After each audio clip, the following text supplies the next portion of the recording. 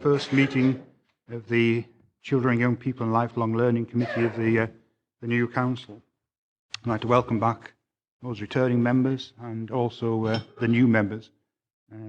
By this stage, you've probably got some sort of idea about the huge remit of this committee. So, in terms of membership of the committee, it's unusual as far as we have, if you like, external members who aren't elected members. We have the parent council members, the religious representatives, and also representatives of the primary and secondary school staff on the committee. Lucy's just asked me to point out that Mel McGill has been confirmed as being reappointed as a parent council primary representatives. George Jameson, who I don't think's here, has been reappointed as the secondary one. And Robert McQuiston has been, of the Church of Scotland, has been reappointed, and we're still waiting for a representative from the Roman Catholic Church as the third religious representative, and election of the teacher representatives will take place following the summer recess. Okay, so it's quite a busy agenda, which has grown somewhat over the last few weeks. So what I want to do is to get through it fairly rapidly. So when we come to the one on the school estate, what I won't be allowing is anybody to come in on individual schools. If they've got an individual school problem, they can raise that with officers outside the meeting. Okay? Okay, so Lucy, can I just remind people that this meeting will be recorded, and the recording will subsequently be available for public listening. So Lucy, do you have any Sederunt apologies? Good morning, everyone. We have 22 members present. We are quorate. I have received no formal apologies so far. Councillor Karen Crothers is not present, and George Jameson is not present. They may be along later in the meeting. Thank you, Lucy. Do you have any declarations of interest? Gail? Councillor Karen Crothers is an apology. Noted, thanks. Declarations of interest? Do we have any? Just to say that I was involved as an employee with the swimming teaching. Thanks, Ros. So if we move on to... I would just like to note that I have been in touch with Garliston Primary School, and I have been in attendance with meetings. However, I've not been asked to formally act as a councillor or do anything, so I don't feel that I need to excuse myself in terms of the agenda item. Thanks, Katie. Okay, so we move on to item 3 on page 1 of the report, Delegation to Children, Young People and Lifelong Learning Committee. The purpose of this report is to provide information on the delegation to this committee as agreed by full council on 23rd of May 2017. Members, do you have any questions? No? Fairly straightforward. So can we just move to the recommendations? Members are asked to note the remit of the Children, Young People and Lifelong Learning Committee as detailed at 3.2. Everybody happy? Okay. So if we move on to item 4, Early Learning and Childcare Plan for expansion towards 1140 hours by 2021. This is the second update. We've asked for this to be a standard item on the agenda. This is a huge piece of work to expand the number of hours of early years and childcare to 1140 within a relatively short time scale. And officers have been working very hard in order to achieve this. So we have. Would you like us to introduce ourselves? Claire Renton, sorry. Liz Baxter and Lauren Foss to speak to this. So, Claire, would you like to, or Liz, would you like to bring us up to date on this? Okay, thank you. Following receipt of the blueprint at the end of March and the planning guidance that's outlined in Appendix 1 and 2, officers have mapped provision across the Authority for Early Learning and Childcare, because as you say, it is quite complex and with a short timescale in which to deliver. So the officers of MAP provision across the authority, both local authority and funded providers. What this involved was looking first of all at the current care inspectorate registration for the number of children and the space that the children can be accommodated within. The historical data from both sectors over the last 5 years of funded children enrolled within each provision. And this enabled us to identify the capacity gaps, i.e. the physical space required should all children uptake their full entitlement. So this led us to a phasing approach, which we took in following the government guidance and taking account of the principles that's outlined in the paper in section 3.4.2. However, in some areas of high deprivation, we were unable to offer the 1140 hours until capital works were carried out to address the capacity gaps, as this may displace some children. In its simplest form, for example, if we have a 30-30 nursery and every child took the full provision, that would mean that the 30 children in the morning would stay in the afternoon as well and displace the afternoon children. So we need to make sure we have capacity should they take their full entitlement. Early indications, of course, from the trial and from the parental consultation in Sangre and Keller Home is that parents want provision in term time and within the school day. However, more information will be available from full analysis of information obtained from the parental consultation, which is due to finish at the beginning of next month. So when we adopted the area approach to phasing, we took account of school provision and funded providers in that area. The intended plan was not to disadvantage anyone. So if we're offering provision in a school, to ensure that the same provision would be offered in our funded providers. However, we did not share the phasing with either schools or with the partner providers before this committee paper. And I understand that there are concerns with this approach, and particularly the impact that this will have on providers. So in light of that, the phasing will be revisited. We have spoken with a small group of the funded providers and agreed a way forward.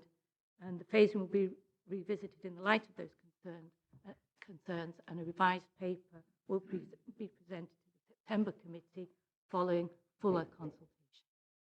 So the paper as presented, I'm just giving you an update on the paper as presented.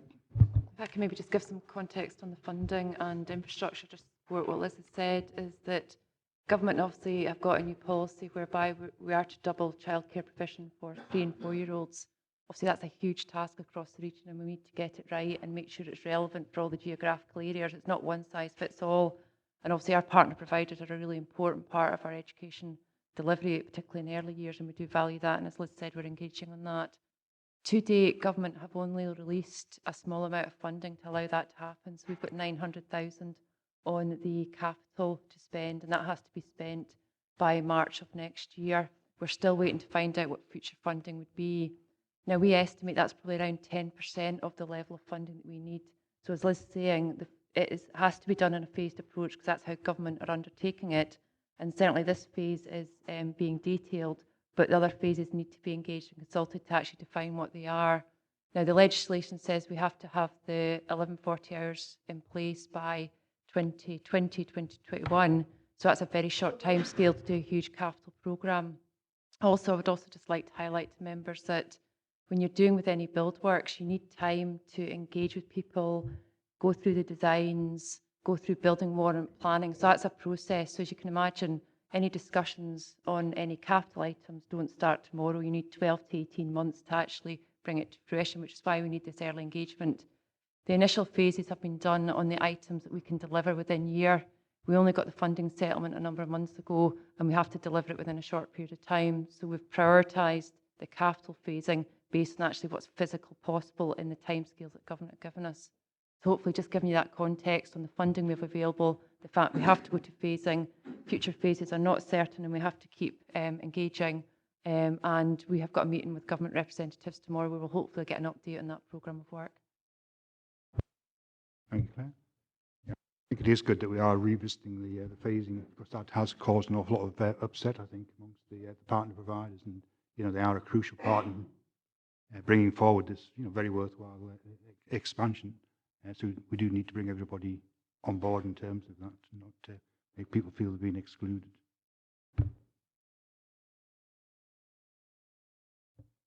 Sorry, I'm trying to... Oh, Andrew. Right, so I'll throw this open to the floor. Andrew?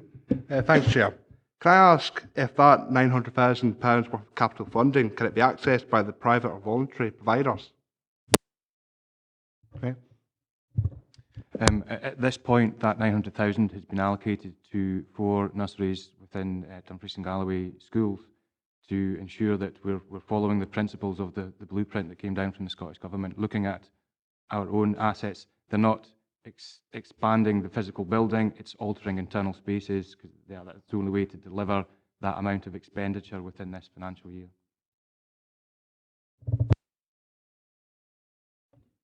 John?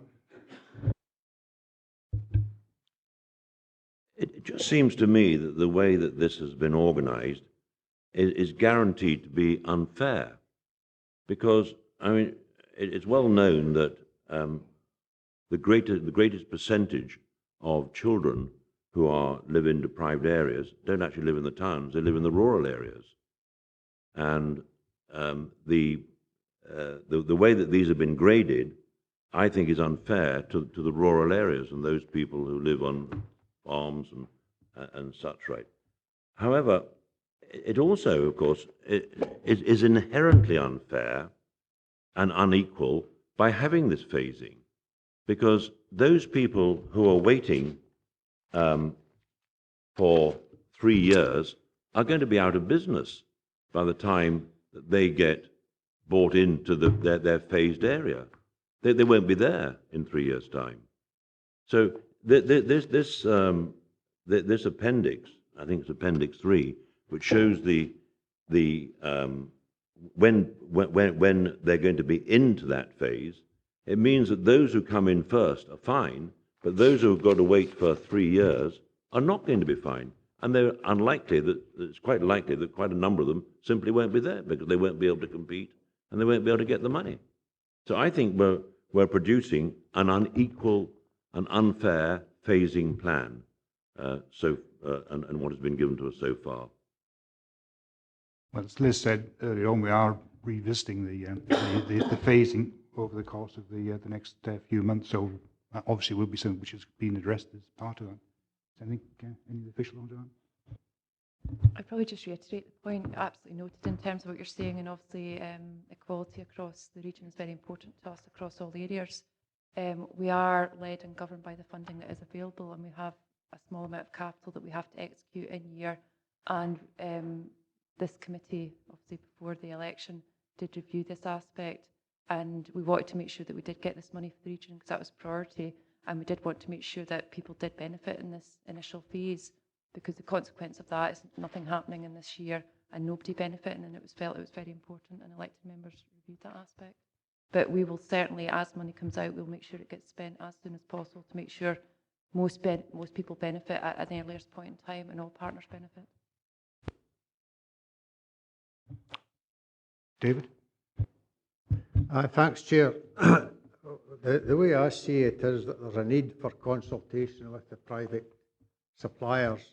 We've got the Childcare partnership, but are you looking to set up something different, a different committee altogether with more providers in that group?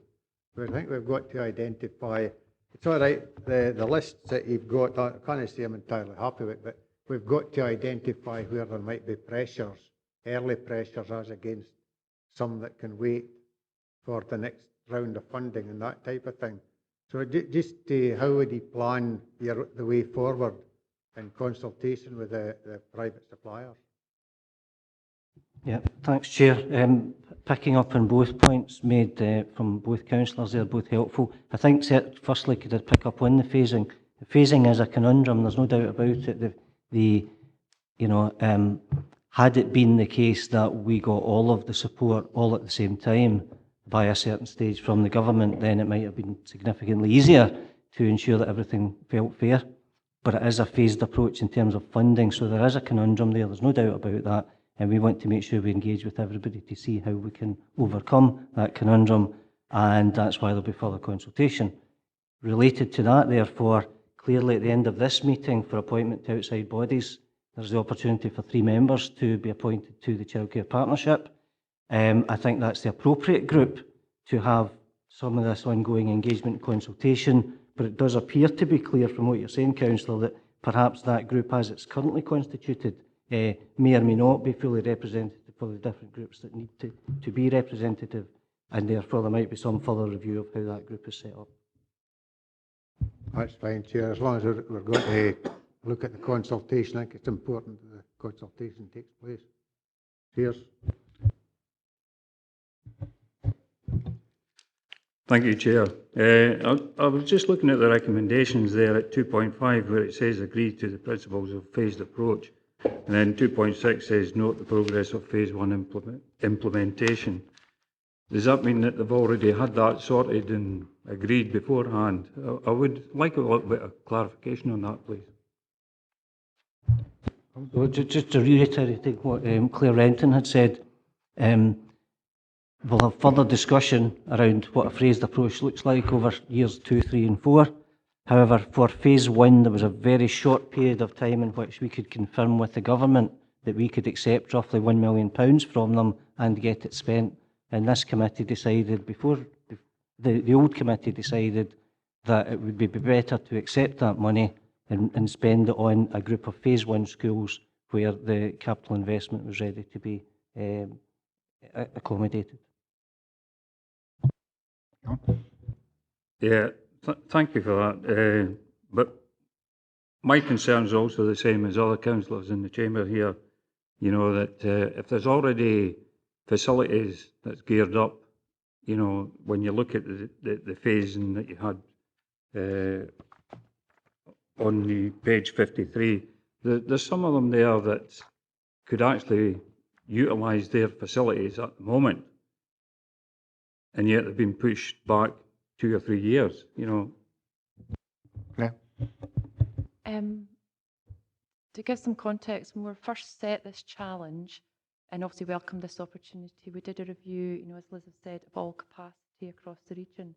So the first ones in the very first phase are about exactly the point you made about what facilities have got capacity at the moment that don't actually need capital works, and it's a staffing aspect. It might be adjustment to 50 weeks a year, 52 weeks a year, and that's been informed by parental work. Or, for example, if they were just hosting a morning session, could we extend it into the afternoon, and that would create it. So that has been the first line, because these adjustments could take place without any capital works, and that's the quick items we could do in year. The next items which are getting worked on and presented at the moment are just the internal reconfiguration of space. So it's not a big new build, it's not a big extension. And that's really been led by the amount of money, both from revenue and capital, that government have released initially. And as I said, we think that's about 10% of the overall amount we actually need. And the very tight deadlines and notice government gave, you know, we got that notice before the elections this year, and we're told we have to spend it by March 18. Now, in order to even to do that, we have to engage with partner providers, we have to consult with staff, we have to do more parental surveys, we have to put contracts in place, we have to recruit staff. So even to do that is a very tight measure, but that was the work that we could do in year, and it was about making sure we could keep hold of that money, making sure it's spent in region, and the people in this region benefit as quickly as possible with this programme. You know, as the director said, you know, ideally we would like all the money, and we'd like the conundrum of being able to work with partner providers and saying we have all the money and let's do this now. But the way we are getting led is that we've got to do a phased approach, and we're doing as much as we can to make as much benefit as early as we can to meet the government deadlines. And what we want to do with that is continue to engage with people and develop what we're doing, learn lessons as we go along over the 3-year period. But even the 3-year period is a very tight period of time to do the level of staffing recruitment, training, development, promotion, engagement, surveys, and physical building of works in schools. So it's a good start, but we welcome the feedback and input and your fresh approach and your fresh challenge. And obviously with, you know, new elected members on the Childcare Partnership, and obviously increased work with partner providers, we just see as an opportunity to, you know, do even better. Yeah, as it says in section 3.5, it's estimated that overall Dumfries and Galloway will receive £12 million in capital, and to date we've, as of May 2017, we've received 912,000, so it is a tiny fraction of the total capital expenditure. Ivor? Thank you, Chair. I noticed when reading through Appendix 3, we have the likes of Heath Hall, I take it that's the PPP nursery. I'm just wondering, will all PPP nurseries receive this 1,140 hours, or is there a phase 5 that isn't included in here because St Andrews nursery isn't in the list anywhere? Absolutely every nursery is considered where there is a capacity deficit that will need to be met in a local establishment, whether that's through a funded provider, whether it's through childminding, or whether a PPP or non-PPP school. Kirkbean is one school that has been identified that can have one of its existing primary classrooms changed over to nursery provision. Heath Hall has capacity within that establishment to increase the numbers, and it's sort of along those principles that if a school hasn't been identified as such for alterations, extended numbers, it means that they're already working to capacity. So there isn't an option of increasing the number of children that can go there, although all nurseries will be entitled to the 1140 provision, as all children will be. So will that mean the current St Andrews Primary School nursery, I think it's a 30-30, will move to just one class all through the day, and when is it actually going to be implemented, because it's not in the list? So Dumfries is the hardest nut in this to crack because of the composition of investment that's taking place through Dumfries Learning Town and through PPP schools within it, and through a bigger range of commissioned funded providers. So to allow all that to be programmed in, I think is the hardest one in this, and that's the phase I think that's probably causing the biggest headache in here. St Andrews as a school, quite correctly pointed out, is a 30-30 provision that will move to 30 all-day provision. So assuming the uptake is there for the parents, it will mean a displacement of children, but that displacement, rather than extending St Andrews, will be accounted for throughout the mass of Dumfries in a single entity. I think looking at provisional figures, we're something in the region of 400 places short within Dumfries itself.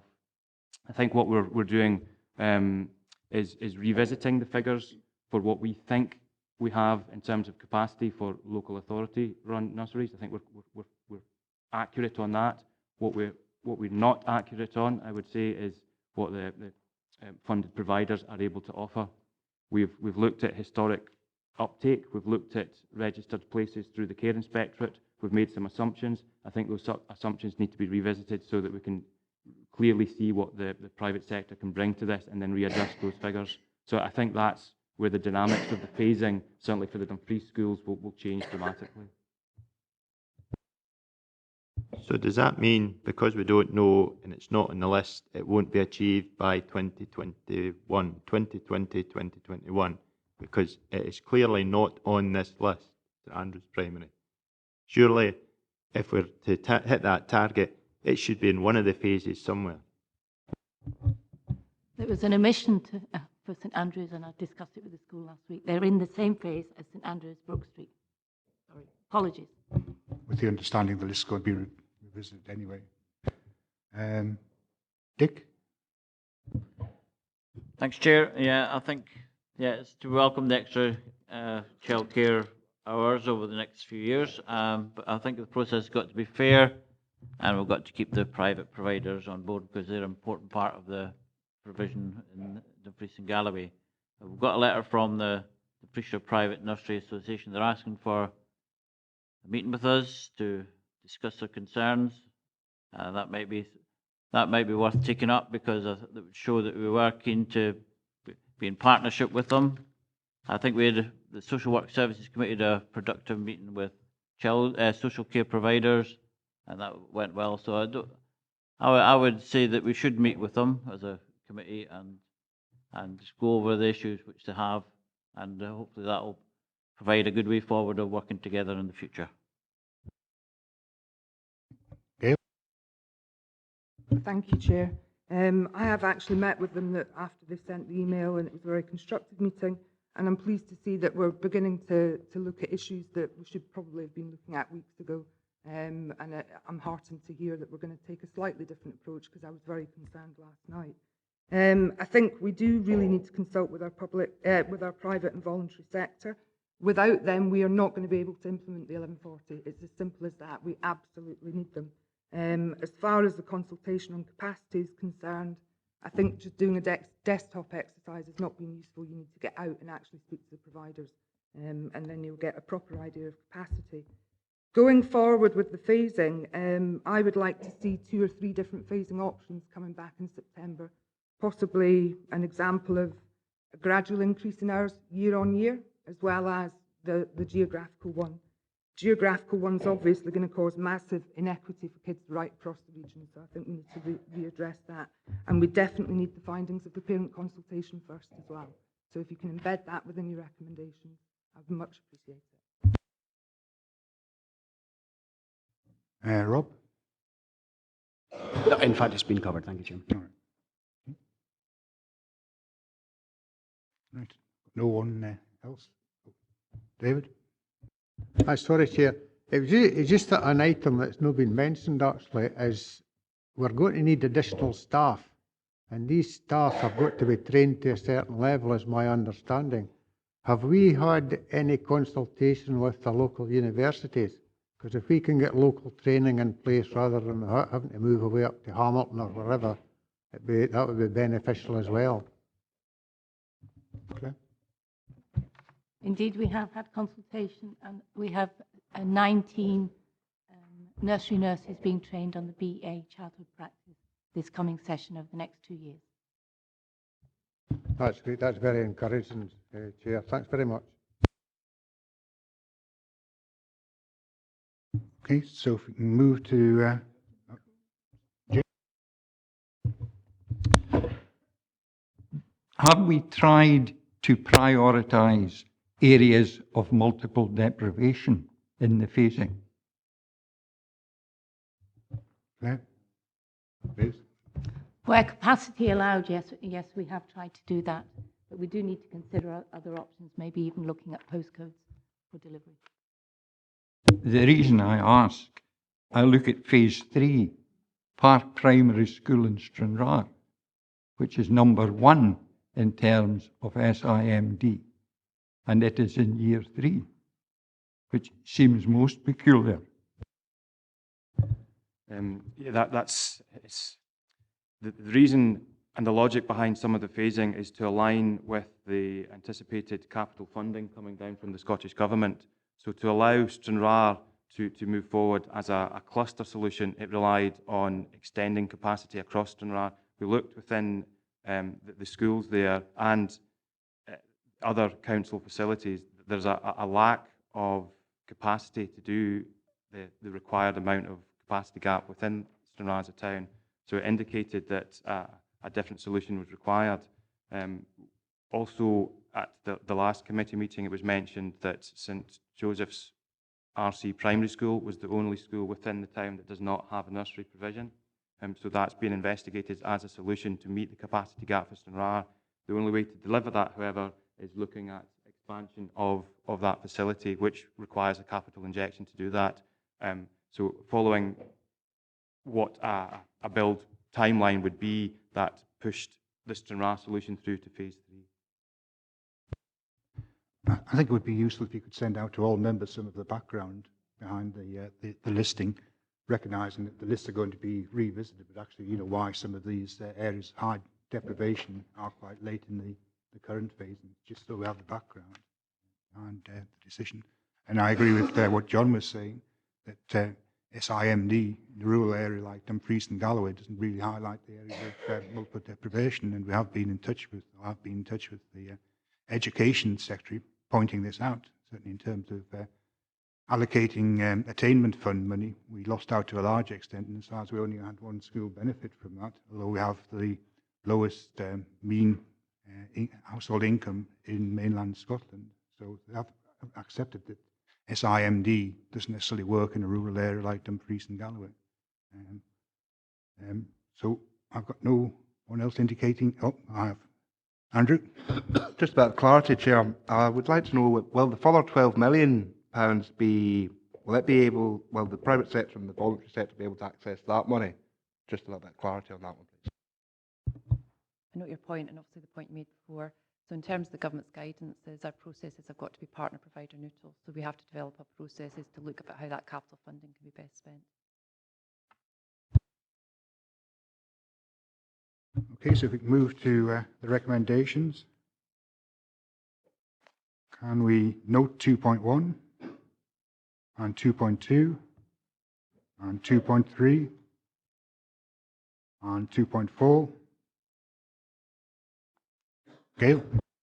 Sorry, just as we move down through the recommendations, I think at 2.4 we need to say that we note the parental survey circulated and will include its findings in any further phasing option. Yeah, we accommodated you. And 2.5, can we agree to the principles of a phased approach? No, sorry, Chair, I know I'm being a pain in the backside, but you wouldn't like me any other way. 2.5, I can't agree to the principles of the phased approach because it's not the phased approach that we're going to agree to. I think that we need to completely scrap that recommendation and agree to work up further options for an for a phased approach, which would be brought back to members in September. Thanks, Chair. I think really the recommendation holds, though, because it's agreeing to the principle of a phased approach. Sorry? Yeah. So a phased approach, recognising that we'd come back with different models as you've requested. Okay. So we can change the recommendation on that basis, Lucy? To confirm that 2.5 would read agree to the principles of a phased approach, recognising the different... Agree to the principles of a phased approach, recognising that further consultation will take place with partner providers and other stakeholders, and options for phasing will come back to the September committee. Okay. All right. And on the basis of what we're told, can we note the progress of phase 1 implementation and look at it still? Yep. And 2.7, note that a further paper will be brought to members of the September committee with the additional information which has been requested. And just to formally note the additional recommendations that officers work to establish a stakeholder engagement group as a matter of urgency. Okay? Chair, I did suggest we have that we accept the invitation from the private sector to meet with them. So I would add that as a 2.8 or part extra recommendation.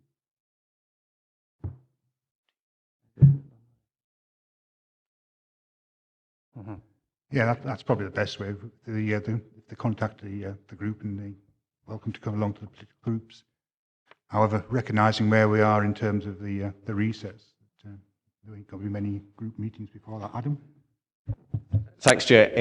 I believe you've put forward an additional recommendation about working with all stakeholders and believing that the groups that Richard was talking about would fall into that. Okay. Move on to item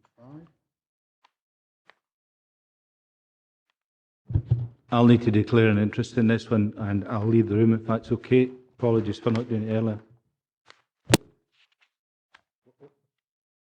What's the nature of the interest? I've got a maintenance contract with the council. All right. Item 5 on page 57. This is the standard report which is brought to committee, which details investment in poor conditions across the non-PPP and non-strategic school estate. Details to members progress on addressing poor condition expenditure during the year. The programme is projecting to spend, and the amount that the programme is projecting to spend in the year. We've had significant investment in the school estate with a focus on poor condition. This has making a positive impact on improving learning environments across the region. That's clearly shown on table 1 on page 57. Claire, you want to speak to this? If it's permissible, just to give some context, particularly for new members in relation to that.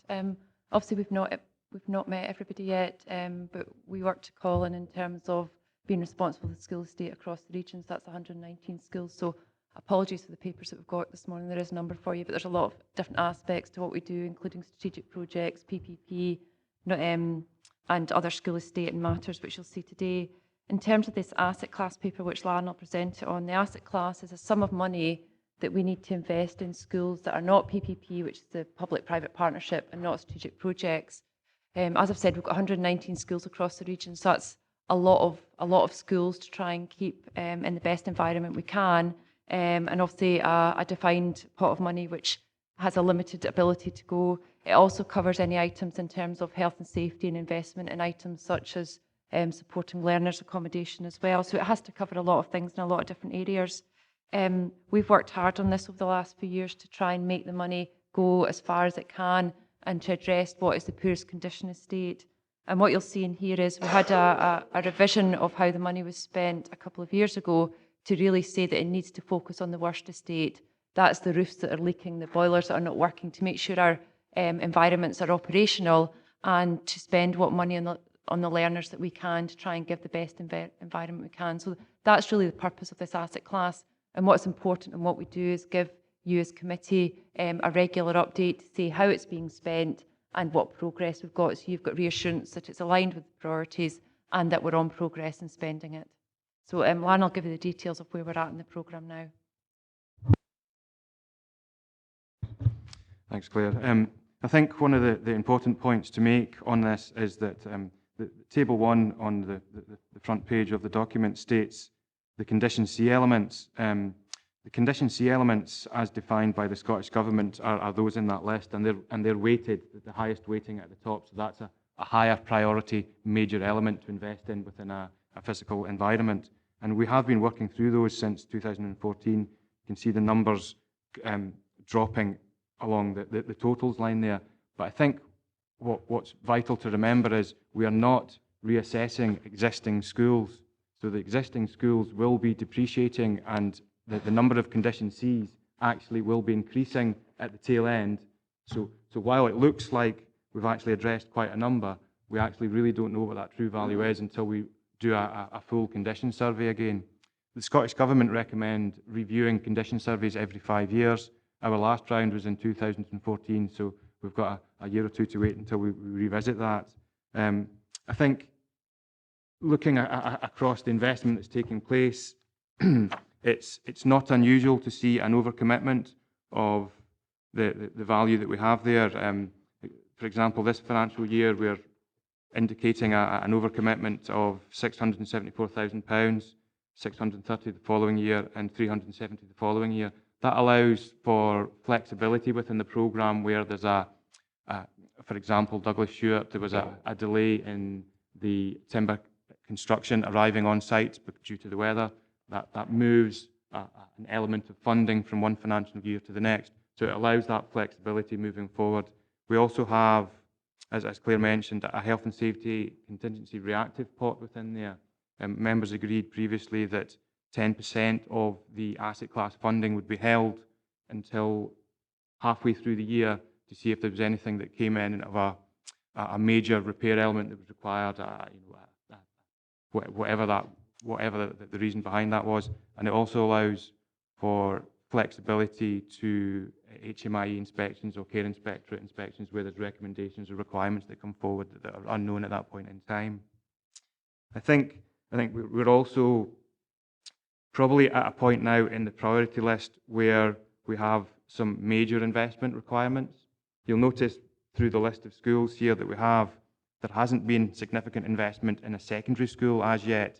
It's been the smaller schools or limited levels of investment per establishment. There's schools in here now that are going to start coming up to the list where, given the level of funding that we have, it's going to be problematic addressing that in one go. So you are looking at splitting investment across financial years, probably quite a number of financial years, to be able to achieve anything in a secondary school. Kuberey, Castle Douglas, for example, are moving towards a position where they need investment into them. Now that doesn't always represent value for money because you're extending the construction period and you're giving a broken down investment plan onto that. So again, they're things to bear in mind and consider as we move forward. but I'm happy to take any questions on the detail within the paper. Yeah, could I emphasise it's going to be on the detail rather than individual schools? It's just with regard to, if you look at table 1, we've done quite well in a lot of the sections other than the mechanical and electrical, which they started at higher levels, but they're still into double figures. The rest were getting down. Are these the ones that Laren was talking about the more expensive, and therefore, are they the ones that need to be phased in over a couple of years? And I would have thought electrical and mechanical, we could have made savings through better installation, better machinery in there. So would they not be ones that we could possibly spend to save monies for? Absolutely. I think the number that we have there, it's fairly well spread across all the schools in the authority, but large, small, it doesn't really matter. It's just actually the age and condition of the machinery in the schools itself. The mechanical and electricals are challenging at times to do because you are looking generally at shutting the school down, looking to address some of that work through a holiday period. With a smaller school, you can address that through October or Easter. A larger school, you really, Newington, for example, a large school, the heating period from September onwards, it's difficult to phase. So there are challenges with that. I think where we're able to make progress, we have done, but because of the high numbers in there and the way that it's prioritised, all of the elements are put to a total number and averaged out, and then we go in that priority order. So we're not addressing them in, we'll do all the electricals across all the schools and all the mechanicals at that point. It's just to bring it into a more equitable fashion in terms of investment order. Thank you, Chair. I was just looking for some clarification in terms of the investment. You mentioned major investment in the high schools, and I note that the Douglas Ewart and Newton Stewart had the arts and extension to provide music and drama provision. In your table, it says that it's behind programme, but it was actually due for completion in July of this year. Can I ask at what stage that's at? Yep, it's actually still on target for completion around those dates. They've managed to claw some time back. What has slipped was the funding profile in terms of the timber construction work that would, because of the weather over the winter period, it was expected that would have been on site through November. That was delayed, which moved that level of funding to this financial year rather than being spent last financial year. So it hasn't thankfully impacted on the end completion date. I don't want to open this up to a general question and answer session about individual schools. I'm sure Lauren will be quite happy to. It's just to ask if there's any financial implications for that, but I can happily speak to you afterwards about that. Thank you.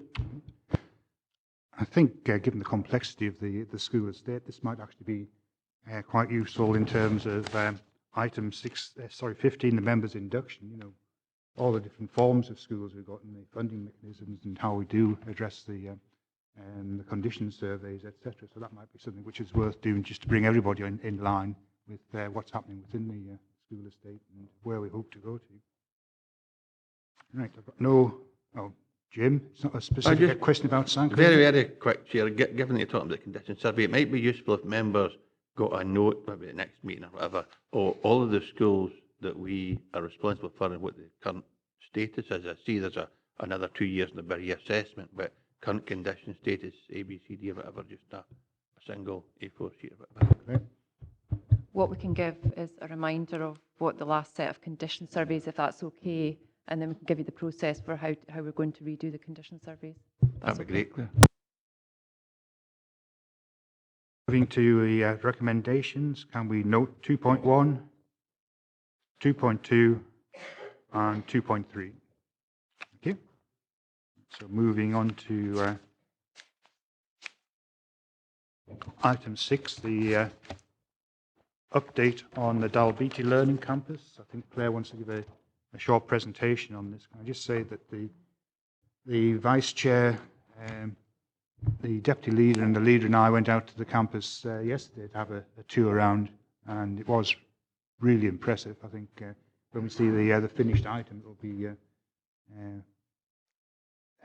real state-of-the-art school for Dumfries and Galloway, and particularly for Dalbeattie. And I think it's quite envious of the youngsters and the teaching staff and all the staff who will be working in such a brilliant environment.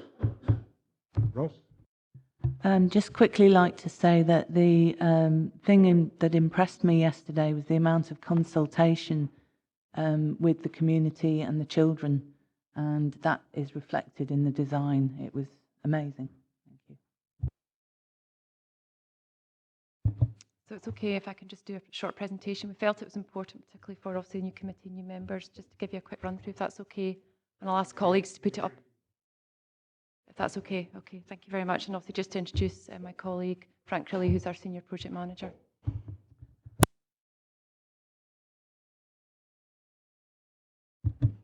Okay, so Dalbeattie Learning Campus is the first in our programme of new schools.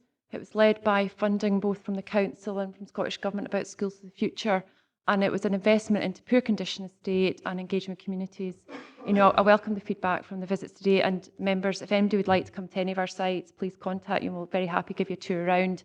And equally, if you've got any specific items in your schools, please let us know, and we're very happy to engage on a one-to-one basis. Dalbeattie Learning Campus is obviously a learning environment for the town of Dalbeattie and Statutory. It's bringing nursery, primary and secondary together on a new site which is adjacent to the current high school. It was developed absolutely with children at the heart. The children took the contractors around and led them round and said, we like that, we don't like that, and they were absolutely leading on this, and it's been fantastic. Because as much as this is about creating a new school environment, it's about an opportunity to learn, give skills, developing Scotland's young workforce. We have absolutely capitalised that in every aspect that we can.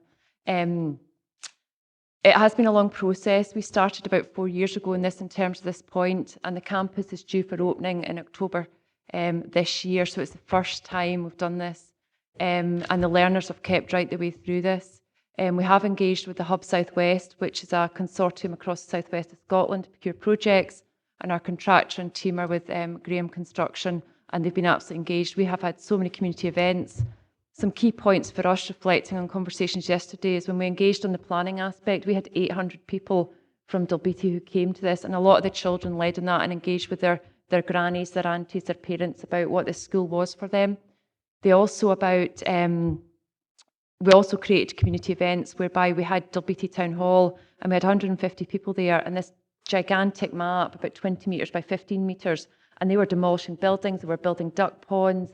It was just great in terms of enthusiasm, and they have been leading on what they wanted. This was also the first opportunity that we could create a building type for this region. What is the educational experience of Dumfries and Galloway?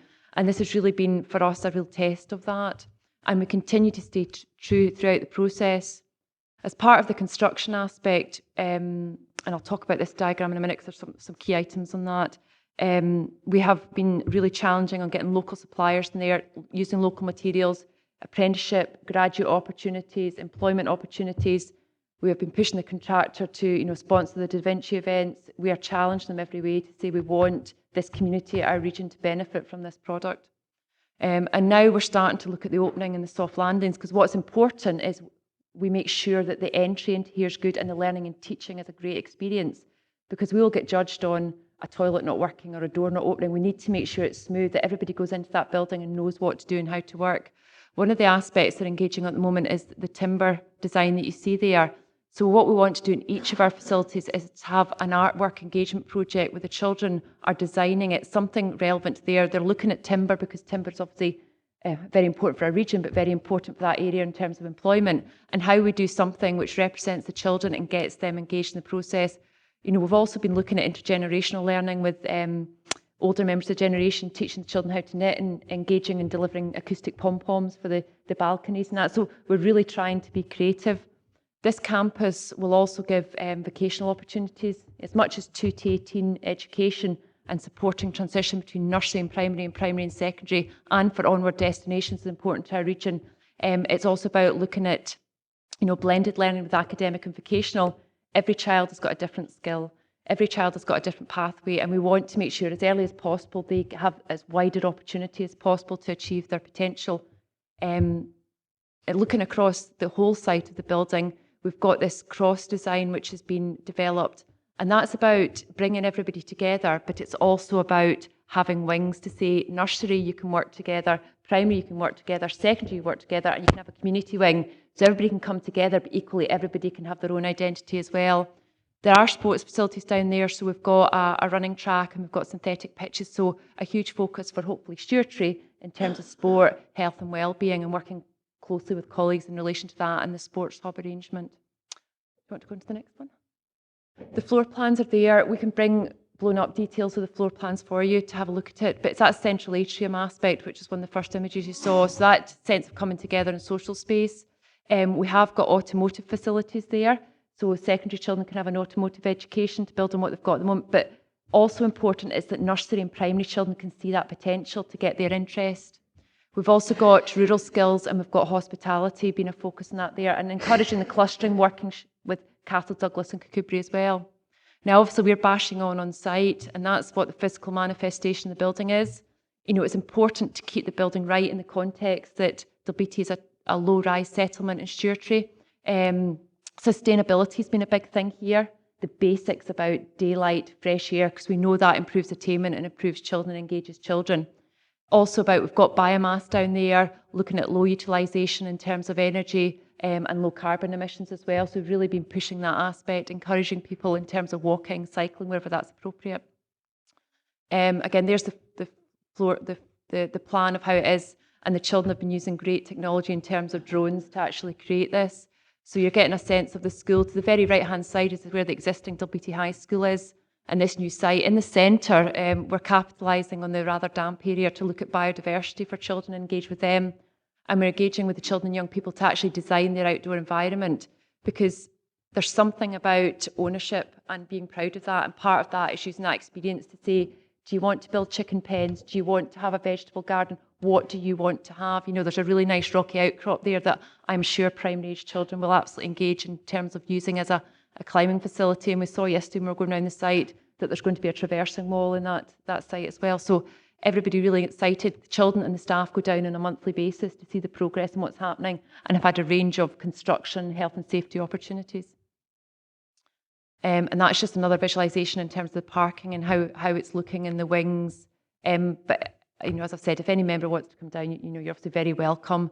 These are the internal corridors. So again, it's about plenty of daylight and space, having plenty of areas to learn differently. So not just your standard classroom layout. Yes, we have learning bases.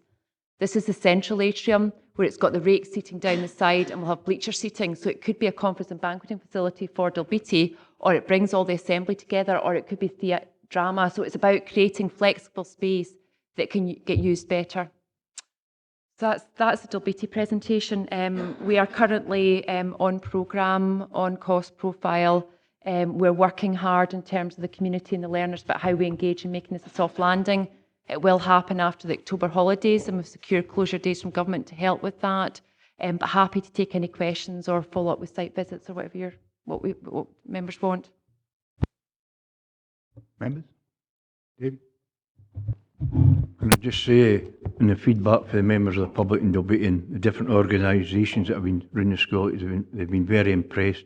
And I think credit should go to Graham Construction and all the subcontractors that have been on site since the start with the work they've carried out. It's went down well. I think it's been good for the town, because it's brought trade to the local hotels and local cafes and businesses and that as well. And the final question is, the public want to know, has there got to be an open day where they can visit the new school when it's open? We're working with the school in relation to that. We appreciate everybody's really keen to get in. And what's really quite nice, and it was anecdotally said to us yesterday, is a lot of the children know more than the parents, and that's a good thing because it's about them and they're leading on this. So yes, and we'll work with the schools in relation to that. David? It's just I want to commend this report, because when we were going round it during the election period, I was getting grief about these companies coming in from outside Dumfries and not using local contractors or local workers, or outside Dumfries and Galloway, sorry, and no using local workers and that sort of thing. But this report highlights exactly what's happening in Dumfries, and I think it's a good report from that point of view, and we've got to congratulate Graham for getting involved that way. Thank you. Rob? Yeah, thanks. Thanks very much, Chairman. I mean, this has been an immensely long time coming, and it's a thoroughly good news story.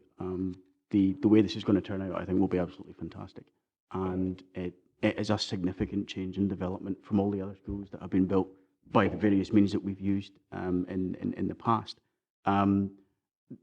Simply user feedback, I suppose, but the way in which the children were engaged in this was absolutely first rate.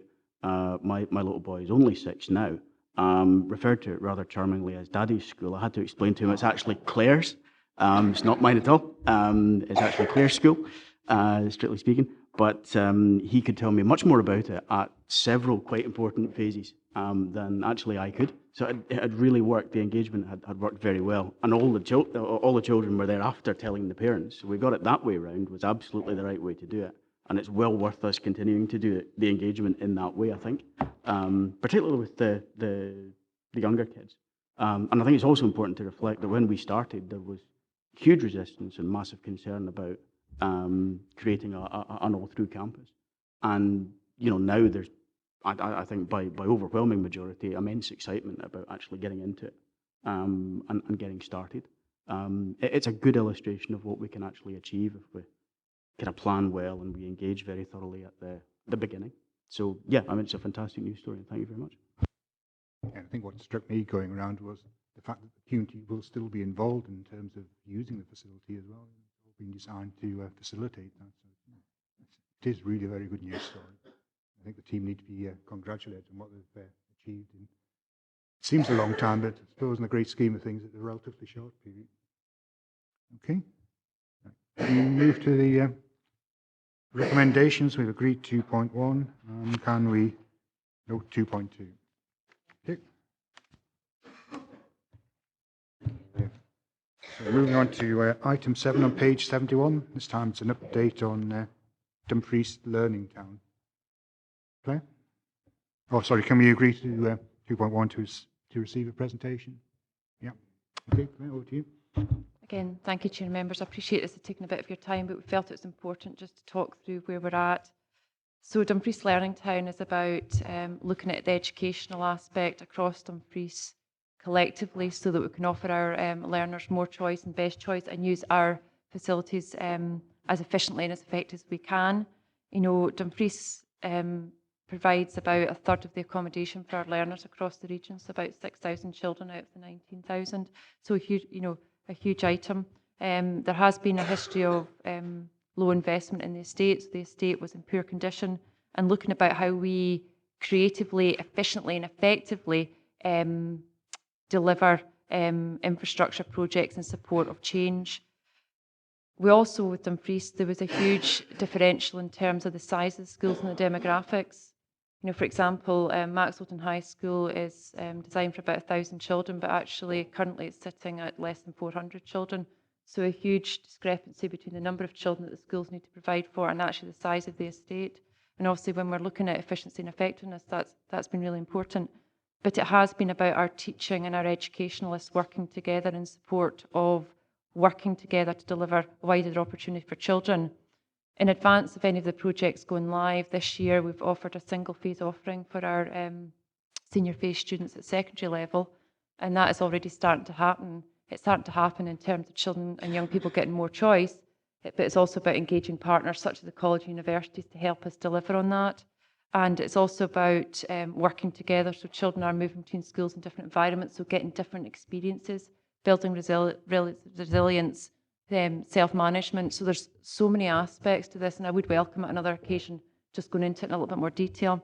In terms of just what we're talking about today, it is important that we give you regular updates because these are significant capital programmes which we are responsible and reportable to yourselves on.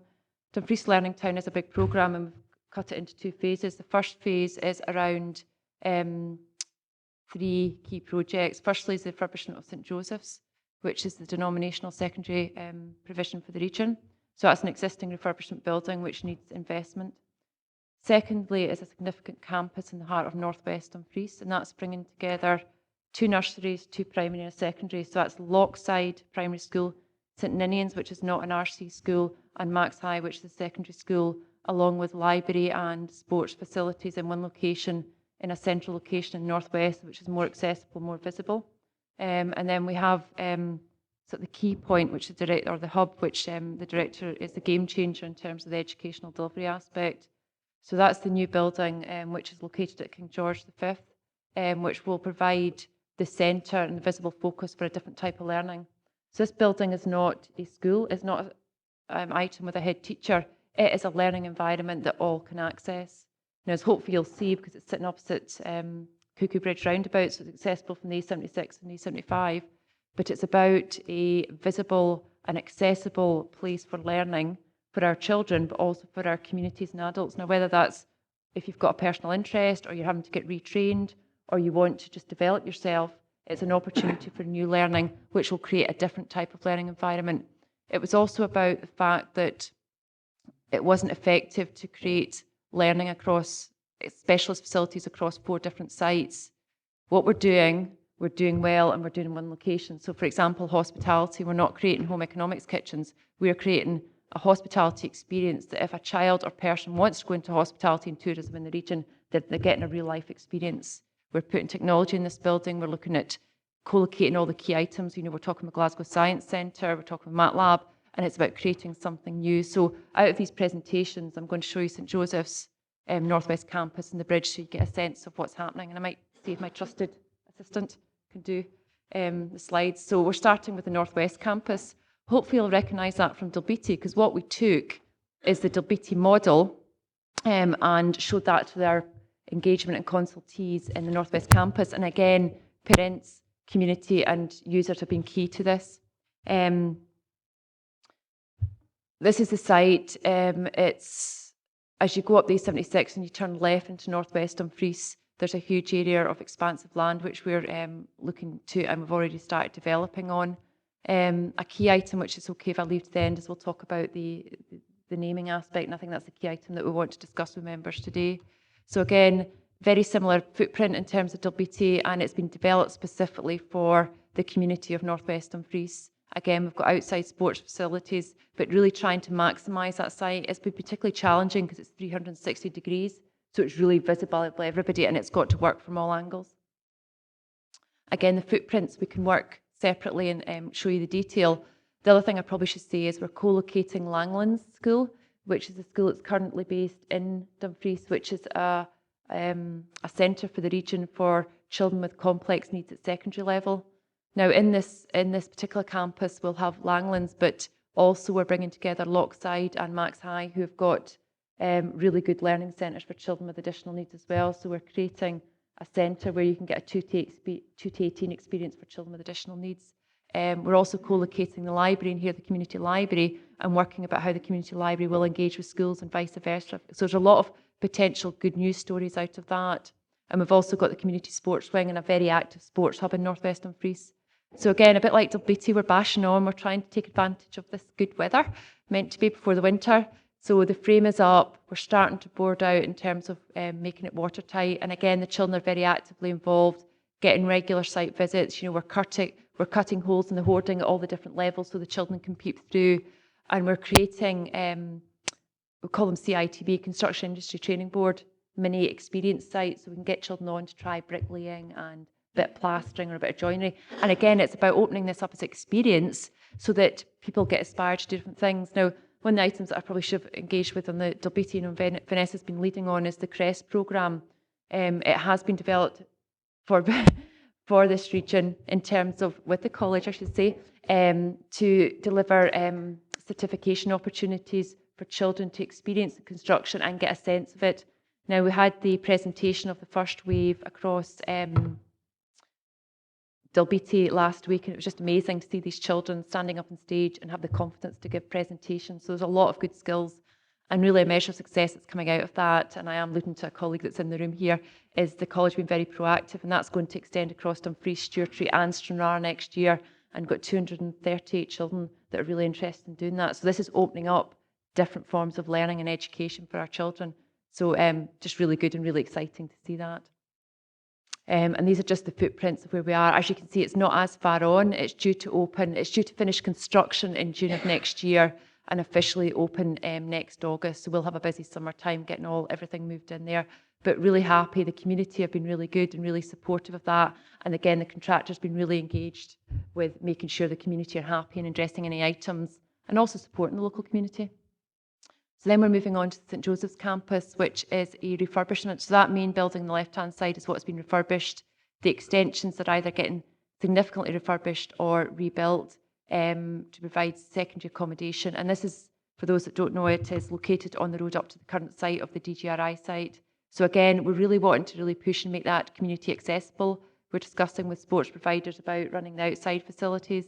So really good. And that's the existing site. Obviously, we're less able to do things there because it's a listed building. We have to refurbish it. But I think what it is telling us is some of these old buildings are fantastic in terms of their good learning environments. And if you strip back a lot of the additions in the 60s and 70s, 80s, you're getting a really nice learning experience again. And again, really engaged.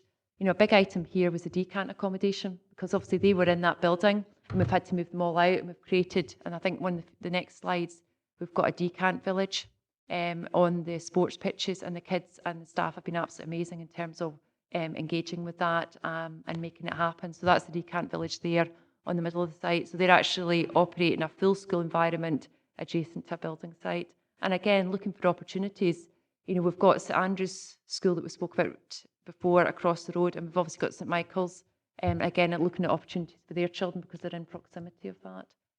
So huge building, lots of work going on, and that's due to finish February 2018. So we've got a busy year ahead of us. Okay, I think there's the bridge after that. So, okay, so this is the bridge. This is the new learning environment, and it's about the bridge. It's providing a bridge on positive destinations. That might mean apprenticeships, it might mean the college, it might mean university, but it's about getting different learning partners in there. And as you see, it's got a different look and feel about it.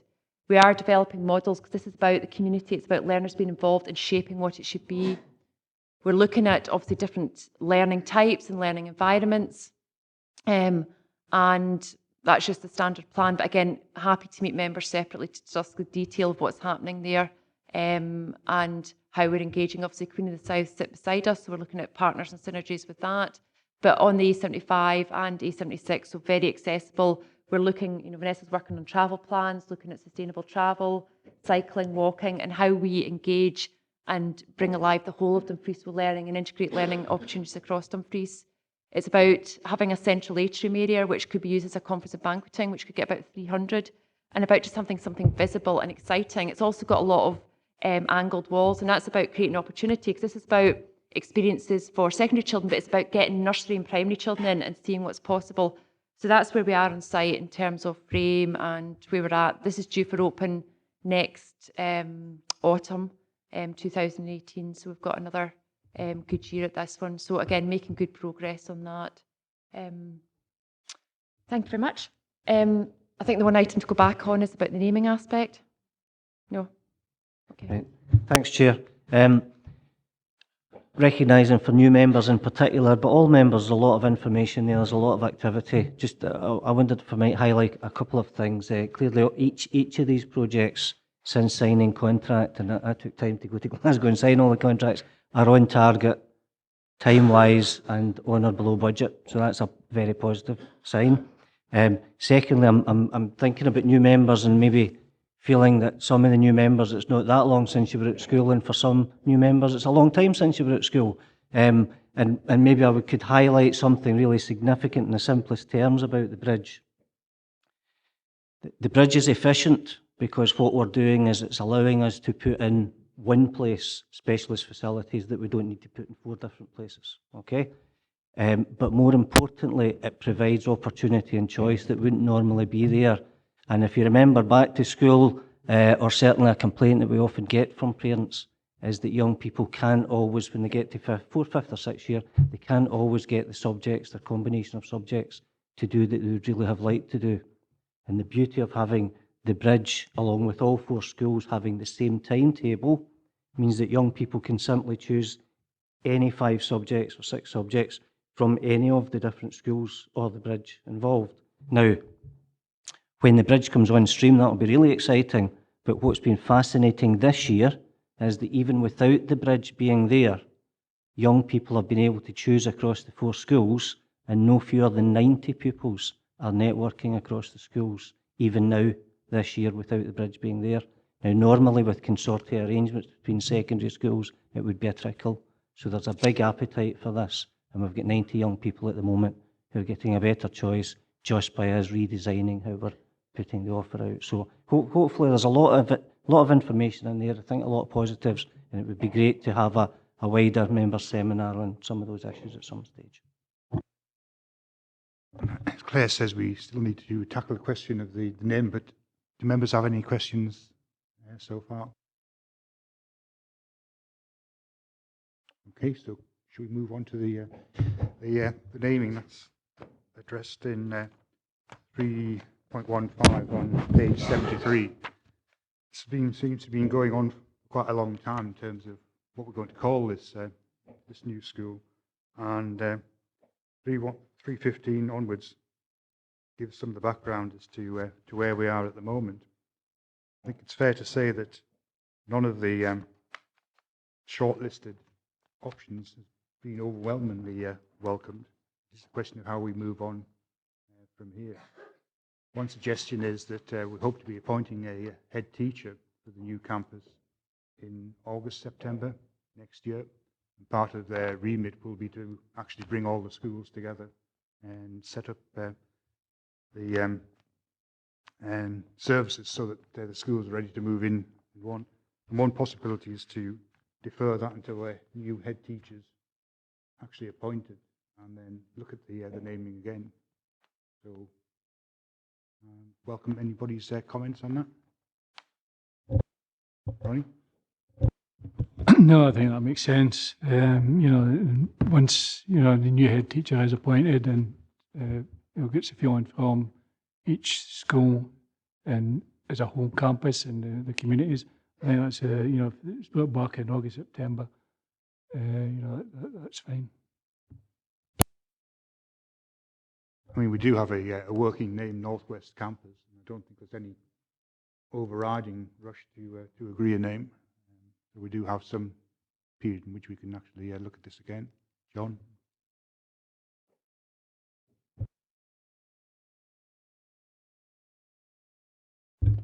I noticed, Chairman, that 3.3 that there's a design and build development agency. I thought that our experience of DG1, when we were discussing 5 years ago, that we would never go for a design and build. We would always have two separate firms, one to design and one to build. I know I haven't been a councillor for 5 years, but I'm sure that was a general feeling that we shouldn't have one company doing both. But I notice this is one company doing both. Okay. As part of this funding programme of government, a framework's been put in place called Hub Southwest, which we can use as a development partner to deliver projects across the southwest of Scotland. So Hub Southwest involved their development partner. They have engaged the contractor Graham's that have been previously commented on to deliver this. The form of contract is called a DBDA, which is a Design and Build Development Agreement. Fundamental difference from the situation that you're referring to is under this form of contract, the design is fully developed prior to tendering or going on site. So that the contract, which the director has advised that he signed, fully scopes everything and ties down everything that we require from that. On top of that, there are very rigorous monitoring procedures. So we have the Tier 1 contractor, we have an independent tester that monitor what they do and the quality. We have our hub partners who have a development manager who monitor it. We have our project management team that make sure everybody's doing their role, and we've also got clerk works on site to make sure they're doing what they're required to do under the contract, so that this council has reassurance that we are going to get the product we want at the quality we want. I'm much relieved to hear that. I'm sure we all are. Gail? Thank you, Chair. Just a very brief point on the naming. I mean, obviously, we've consulted on this twice now. and Woodlands has come out on top on both occasions by a narrow margin or otherwise. I agree with Councillor Nicholson and yourself that we can leave it until the head teacher's in place, but maybe we should apply the single transferable vote until we get a proper winner, 50% plus one or something the next time. Because I think if the couple that keep coming on the bottom two drop off the bottom two, we might end up with an actual name. And it seems ridiculous it's going to take us 2 years to name a school, but that's the council for you. Well, at least the school's coming on. That's the crucial part. Okay.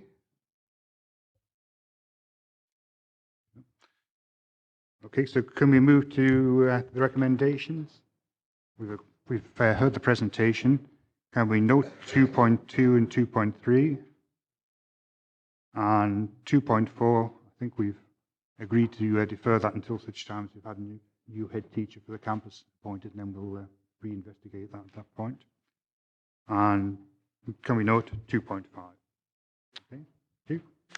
Move on to item 8, which is the first of 3 papers dealing with statutory consultations on closure procedure. Just as a preamble to all 3 of these papers, there are 19,000 children across our region who are located in 119 schools, and we have the ability to accommodate 28,000 children. We have inherited an estate well in excess of our needs, which is varied in its origin and type. We want to focus the work on providing the best for every learner. And this is work which this committee has been focused on for the past 4 years.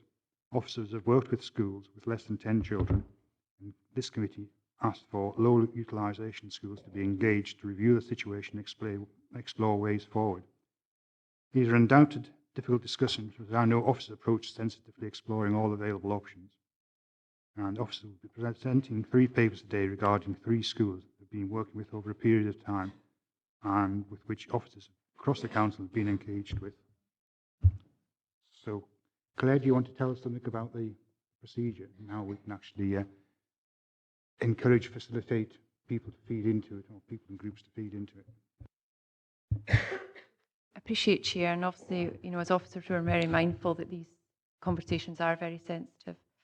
It's probably important to note, and maybe something as part of the members' induction part, we're part of the process of Statutory Consultation 2010 Act, the Children and Young People's 2014 Act, and there's been recent updates on the 2017 amendments as well. So everything that is presented and the language you use is dictated through those acts, and is not necessarily language that the officers would choose to use. As the Chair's given you the wider context, that this has been a long process in terms of, not going into specifics of all those 3 schools initially, but just giving you the presentation, is that, and we're very clear today, this is about starting a process. This isn't about not making a decision. As the Chair said, we have a large number of schools and a large amount of capacity in the region. We have engaged, it was 3 years ago we started in terms of looking at schools under 10. We had 3 schools which we did progress to closure, and that was a very sensitive situation, and we worked closely with the families and the individuals on that. We've also taken the opportunity to follow up with those families and staff to find out how the experience was. The 3 schools that closed is Droghdool, St Peters and Mousselt. And it was really good to follow up, because during the process we did have quite meaningful representation from students that had gone through its experiences and who were in adulthood now, and the challenges that they had felt and faced about going through that system. And I'm just saying about the specific ones that were referenced to us, that they did struggle in terms of going from a small school environment to what inherently will be a large school secondary environment and beyond. In terms of specific children that were impacted on those initial 3 school closures, we did do bespoke transition plans with all of them to meet their particular family needs, because it's about the child but also about the family circumstances as well, and that the feedback that we've had from them has been constructive and positive, to say that the children transited well, the transport arrangements worked well, and the staffing moving on with them has worked very well as well. So that has been constructive feedback that we've got back, and I think it's important always to go in for feedback, so there's always any lessons learned, any items that we can improve on and take cognizance of. In every case, we work beyond the requirements of the Act, because we feel it's very important to actually respect the individual nature of learners and communities. So the Act is very clear and very black and white in what we do, but we do go into a level of detail in terms of increased meetings, increased discussion, increased user groups, because it is important we have that discussion. When we did start 3 years ago with the under 10 schools, and then subsequently, as the chair has said, about looking at low utilisation schools, we did a review and 25 of our schools were below 50% utilisation, and they were the schools that committee was asking us to engage with. Proactively to that, we looked at all the items, because school's not a school just in isolation. It's about available housing, it's about infrastructure, it's about jobs, and it's the whole cycle that we've got to take into consideration. So as members, we volunteered to go into various groups and engage with colleagues. Key groups that we have been involved in is the local development plan and working with planning colleagues to say, if any planning sites come up, can we direct or support them to support our low utilisation schools? LDP2, the local development plan, is being consulted on again, and we've put that list of 25 schools up again to say, look, if we have got a possibility, can we develop on these sites, because it will support our local communities and schools. We've also engaged, because part of this is around affordable housing and accessibility. We did join the local housing development forum and engage with the housing officer to encourage RSLs, registered social landlords, to develop wherever possible housing in low utilisation areas. That has been particularly challenging, because some of the experiences, Kirkbean is one item, where they've gone out and built developments, but they've not had the houses actually occupied. We've gone into a level of detail below that, and particularly out of some of the consultations and engagement that we've had, is about encouraging young families to be allocated those houses if they want them. Because again, we want to try and repopulate schools. We have done a lot of data analysis around this, because we want to try and explore all options and see what we can do to help and support these items. So we've looked at numbers and trends over 20 years and then projecting far forward as we can. So it's not just okay, there's a low school rule and council are coming in to deal with it. This is about a long period of time to look to see what's happening in the area. We also look at catchments, what's happening in surrounding schools. So it's not just about that school, it's about the area. But just to be clear in terms of how the Act works, it's about a specific school. And that's how they work in terms of how we have to present the information. We've also been very closely working, as you've seen in an earlier paper, about the early years provision and supply and demand, about what is the need. Part of that is about childcare. What are the barriers for families accessing smaller schools or other communities, and looking about childcare aspects. We've been working closely with this team in that. Education did make a move a number of years ago to partnership working, and that was about schools coming together under a single head teachership to understand how we could support small schools and actually try and increase numbers or work more efficiently to help with that. We've also looking about the economic aspects, so I deal with colleagues in economic environment and infrastructure, about any opportunities, and again making representation throughout to see what we can do. We have had a couple of success stories in terms of still working with high tea, but their numbers have gone up, and trying to create a more rounded experience. And then we had another good news story the other day where Springfield have gone back up to 50% utilisation. So we are trying very proactively over a long period of time to support these items. So we're coming at this stage in terms of engagement, utilisation going forward. It is important, and what we take the approach is, because the danger with any of these discussions is you go in to talk proactively, but people completely go to the C word, closure. And we're like, no, we're talking about utilisation, we're talking about what's happening here, how it can work. We work with transport colleagues to see, about buses and schedules and public transport and school transport, so I just want to give you some of the context of all the work streams and the process that's got to this stage. Our communities are very passionate, our children, our people are very passionate, and this is a very emotional item, understandably, because it's about your child and how it means for you. And we're very minded of that. It's also about people in their work as well, about that rely on jobs and that. So we're very sensitive to that. And again, it's going in very gently and sensitively to say, we need to have a conversation with you. You are aware that there's low numbers. You are aware that we need to look and see about the educational needs of the children, but also securing best value for money as public officers as well. It is a resource-intensive job. Can I just say it's not a quick fix, a quick win for everybody. It's a long process requires a lot of evening and weekend work on our part, which is absolutely the right thing to do because this is an important item. So, you know, when somebody says, oh, it's just a council, I'm like, no, it's not. Please let me be very clear about the process and everything that we have to commit to doing this. And, you know, we're always very clear it's not the favourite part of our job, but we have to do it as being responsible officers across the piece. As I say, we have a process, and again, to be very clear, everything has been informal and it's about engagement today. It's about fact finding, it's about information. I understandably, as I say, it is emotional. It does get particularly emotional at this stage because the language is down in the paper and that language is set by government and the processes. This is not our choice of language. We think it's important in terms of moving and having that discussion about moving to the formal stage. And that's not about decisions, that's about a formal process because everybody really realises that we need to work hard on it at this stage. And there's still an absolute commitment to find another solution if it's at all possible. But what's important is to really be given the authority and permission from the committee to actually go into the formal statutory consultation process so we can get everything on the table and have all the discussions, all the public meetings. And as we detailed in the timeline attached to the papers, again, it's a rigorous process. If we are going to discuss this today and you were minded to make a decision to move forward, it wouldn't start till after the summer holidays. We would want to have a lot more meetings, create action plans. We have to do a series of documents. Again, it's all set down under the Act. You know, we deliver proposal papers which deal with every aspect of it, which everybody would see. It's publicised. We try and get it out to everybody as much as possible. You know, through notices. You know, I've been on mobile library buses before just to try and get that person who doesn't have a car, who has accessibility issues, to try and get out to everybody.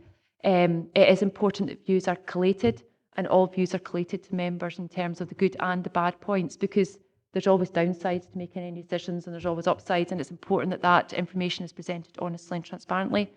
That is a 6-week process. We are then monitored by Education Scotland. Education Scotland go back and speak out to everybody as well, including the learners at that stage, because it's important the child's voice is heard as part of this process and what they feel about it. We then have another consultation process, which is the initial proposal document, Education Scotland report, and everybody's views, and go back out again. And then we come back to committee to say, look, here's everything. Because we've gone through a formal process, you've got everything in front of you. Even if you made a decision at that stage to move forward, it goes up to government, and government go back out to consultation and ask everybody's views again. And then that comes back into them and they consider it. They might support or not. If they didn't, they would go to another panel situation. So this is a very multi-layered process with absolutely users involved and lots of consultation. But, you know, as I've said, it is very emotional, it is very personal, and we're very, you know, we're very minded. You know, we've had a lot of evening meetings this week, and people are very vociferous about it all. So that's the context and background before going into any individual papers. So happy to take any questions on process or approach. Thank you, Claire. I think that's been very helpful in explaining the sort of the transparency behind this, which is absolutely essential. Gail? Thank you, Chair. That was a very helpful explanation, particularly for new members, because it is a very sensitive area. And I'm glad that you made reference to high tea, because without sort of giving false hope to communities, I think it's important that they do understand that, as it says at 3.1, this is not about the closure of the school at the moment. It's merely about going through the process of utilisation and seeing if we can find a resolution for the community. And it has worked in high tea, touch wood for now, and that's great. I think, unfortunately, a lot of these small rural primary schools are the victim of modern family life and people making a parental choice to take their children to other schools for many reasons, and very valid ones. If the 9 catchment kids that are in 5 other schools were still in A, that would take them up to 21, which would make it fairly sustainable. But we have to accept the fact that modern life and very hectic work-life balances are really what's causing the problems with a lot of these small schools. I commend the staff for what you're doing, and I think we're doing it really well now. I think a few years ago we weren't doing the consulting so well, and before you knew it, you had the chair of the parent council on the phone saying, oh my God, they're closing our school. But I think the message that we have to get out there as responsible councillors is that this is a consultation process. This does not mean the school is closing. And we can't give false hope to the communities. but we're there to support them, and I'm really pleased with the approach that the staff are taking on this now. But don't envy you, I have to say, and fully support you in what you're doing. Thanks, Gail. Katie? Thank you, Chair. I'd just like to agree with a lot of the points that my colleague has just made, and yes, it is a rigorous process, and having sat in meetings and Lauren has explained the actual process of how it works. My concern that I have today in terms of the recommendation is that I fully understand why we have to have this consultation, and I think that it's our role as elected members to give officers the ability to start that consultation process. I have one slight concern that in the timetable that's been set out is that the 6-week consultation period would start on Monday the 21st of August, and this is the very first day of the schools going back. Yeah. Absolutely relevant point. We've picked up that. So one of the things I should have said is we would, again, we can't assume, we don't assume that we're going to get a decision to, but what we would propose to do is putting that back to at least the 28th, and we've worked through the timeline to see the implications, and we're just checking if Education Scotland, because I actually agree, we don't want to start in the first year term. We want to make sure that people are in, settled, and we've got all the documents out in plenty of time. So I absolutely take your point on board. That's great. I was actually going to come back and say, if we agree today to start that consultation process, obviously if we can move that date, that the first day back at term is fairly chaotic anyway.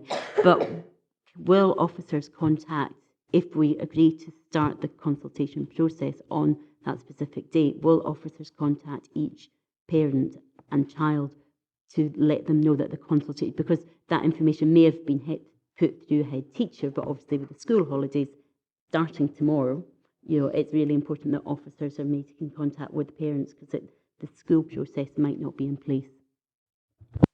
Absolutely, and it's about communication, and it's challenging at the end of term as well. But what our commitment is, and we spoke, is we'll make a call to let anybody know exactly what's happened in the discussions after the meeting.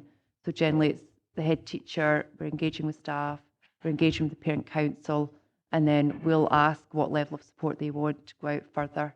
And in the local community councils as well. So it's important that they hear that from us today, so they're not left hanging, and then we're clear about, regardless of what decision you may or may not make, about what happens from here, because particularly for staff going off, we generally find parents are willing and able to keep in contact with us as our community councils over the summer, but we don't want them going away not knowing what's happening.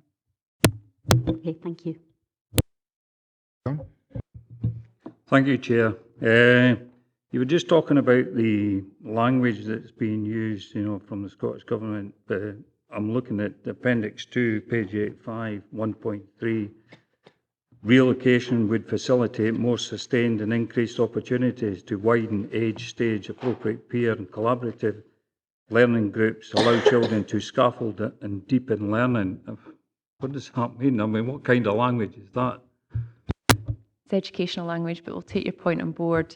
Before the proposal papers go out, we check it for presentation in plain English, and what we do is we take a number of user sets of different types of people to get to read it and check that it makes sense. But it's an absolute valid point to make sure that everybody understands the language.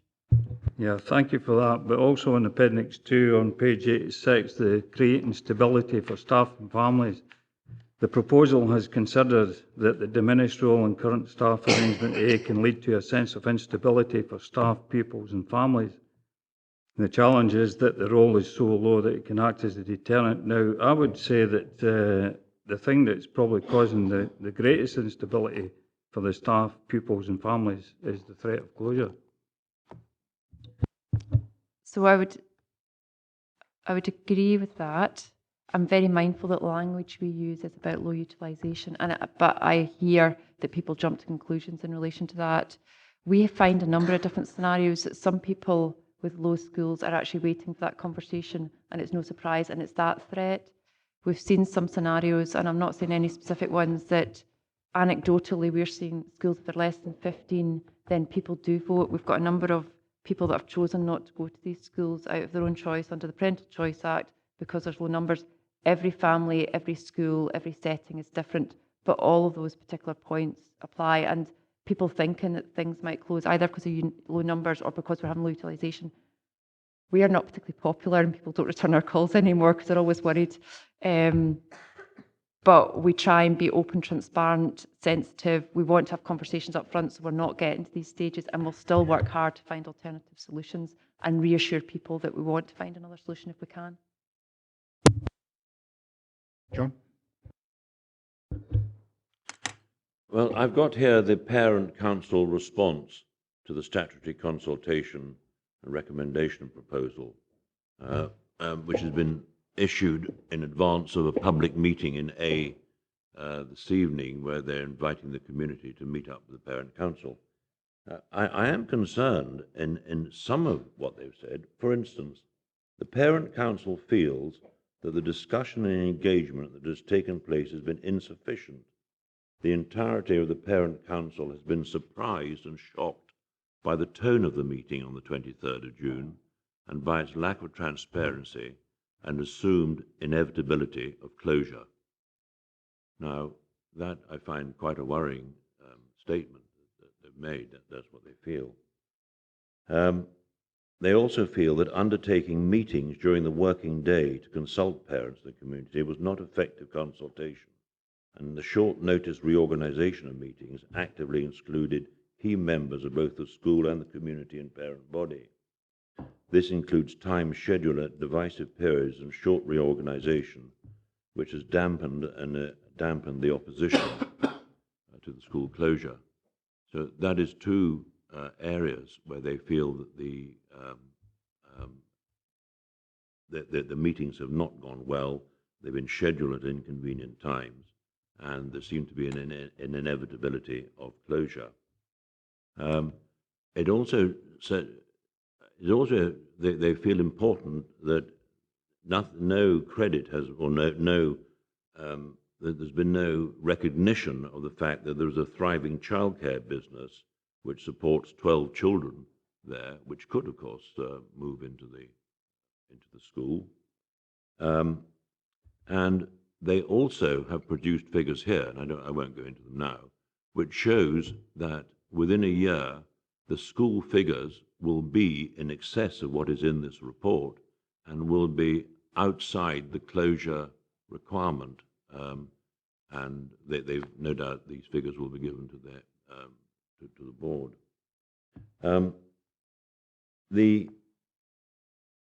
Finally, I am pleased about one thing, and I'm very pleased to see that 116,000 has been allocated to a primary school in the cost here, and I look forward to that being spent for the long-term future of a primary school. They'll be very pleased to see that. Okay. Does Councillor Davison want to step in before me, or do you want? Am I okay? Is that okay? So just to clarify, are we moving on to the primary school sheet now? Because we've gone from a general discussion into A, so I just want to clarify if we're looking at the A paper, right? Okay. We weren't copied in that correspondence, but I have got some sight of it, and I'm quite happy to have a conversation. That correspondence is written as if we're in the middle of statutory consultation process, and we're not. It's formal engagement at this point in time, and happy to cover any of the points you're saying. In terms of meetings, we happily and willingly and do agree to have any meeting any time of the day, first thing in the morning, during the day, after school, weekends, and we make ourselves completely self-open to that. What we do is go to the school, and we have done in that case, to see what best suits staffing, teaching, parents and the head teacher. So we've had evening meetings with the parents at A, and we constantly chase and say, when can we meet you again? Happy to meet you any time. So that's something that we always do, and we're not prescriptive about it, because we know some people have working commitments or childcare commitments. Some schools prefer to meet after school, like Springfield. Some prefer to meet in the evening, and we completely facilitate ourselves in all relation to that. In terms of the figures we have, in terms of, we've gone over the last 20 years. In terms of the peak in relation to A, that was 15 years ago with 29 children, and there's been a steady decline over a 15-year period. We also go and look at projections as well, and again, as I've said before, we don't just step in when there's a low school year. We look at the whole breadth over the 25-year period to understand what's happening, and we look at local demographics. and we look at the adjacents. We checked with our colleagues today because things do move, and it's important that we take into account that. And the current figures for 17-18 are 8 at A, with 1 extra territorial, which is a child out of catchment that's asked for a place there. We also look at future parents, and we also look at any parents that have chosen not to go to that school, albeit it's their catchment, and it's probably the points that Councillor McGregor very well articulated. But we've got 9 children that are choosing not to go to a village school for whatever reason. In terms of the childminder, yes, there is a childminder set up there. That childminder is not presently contracted to provide any of the council places.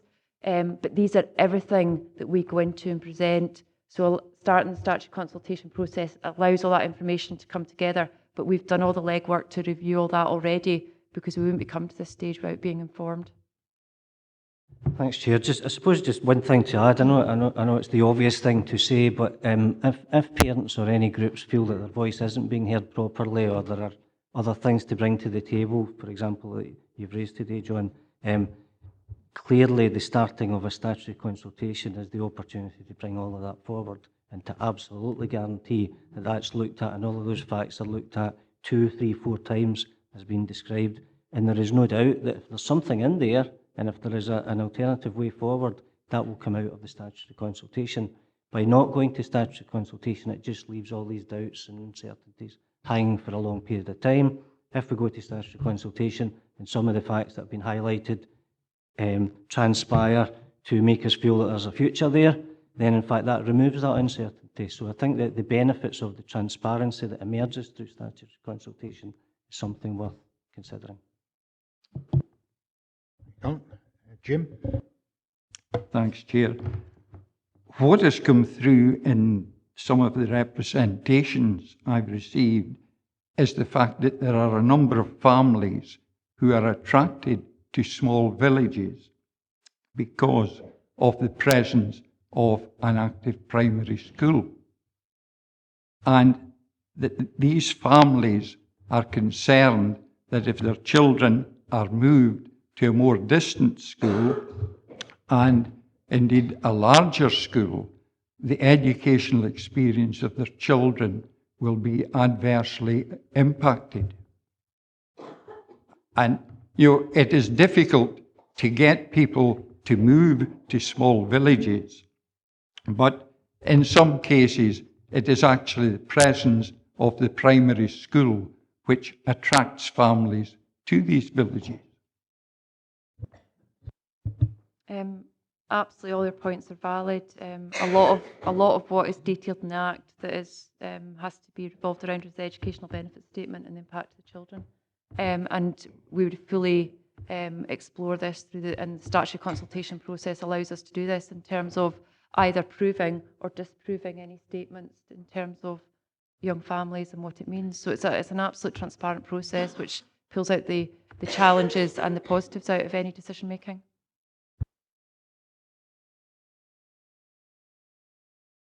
Yeah, just a point of clarification to both of yourself as chair and Claire said that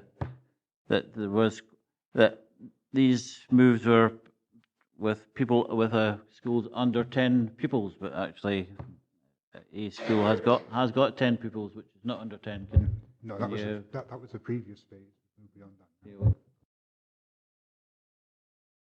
That was the previous phase of consultation. We've now moved to the ones which have more than 10 people. Okay, obviously there's quite a passion in the community and the school, parents and children for the school. My experiences at Mousel was that once the sword of Sipple's dangling over you, then that's it. It hastens on the process because it is a negative thing. Parents are looking to the future for the child. They don't want the children to start primary school at school that's going to close in a year or two's time.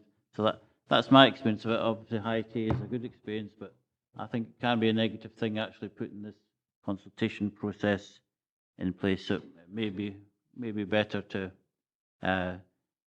do the engagement work at the moment, but not start the formal consultation program until later in the year, perhaps till the November meeting.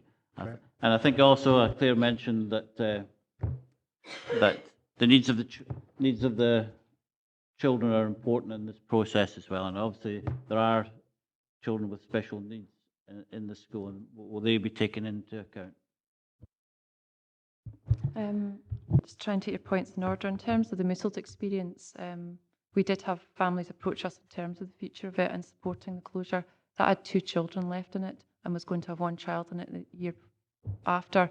And I would say in relation to Sorby Primary School, which again sadly closed, that school was left with 1 child in it.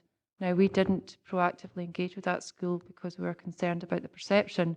We were heavily criticised by Government and Education Scotland that we didn't take our responsibilities in looking at the educational environment for that child and what that diminished setting actually offered. So we have a responsibility to engage. In terms of the Mousselt process as well, as much as we had 2 families that would have still wanted the school open, we had a number of representations in support of that school closing, and we had very powerful experience from ex-students of that school coming and saying how they struggled going from a very small school setting to a large setting. I'm not saying that's the trend, but I'm saying that's some of the representations in that item.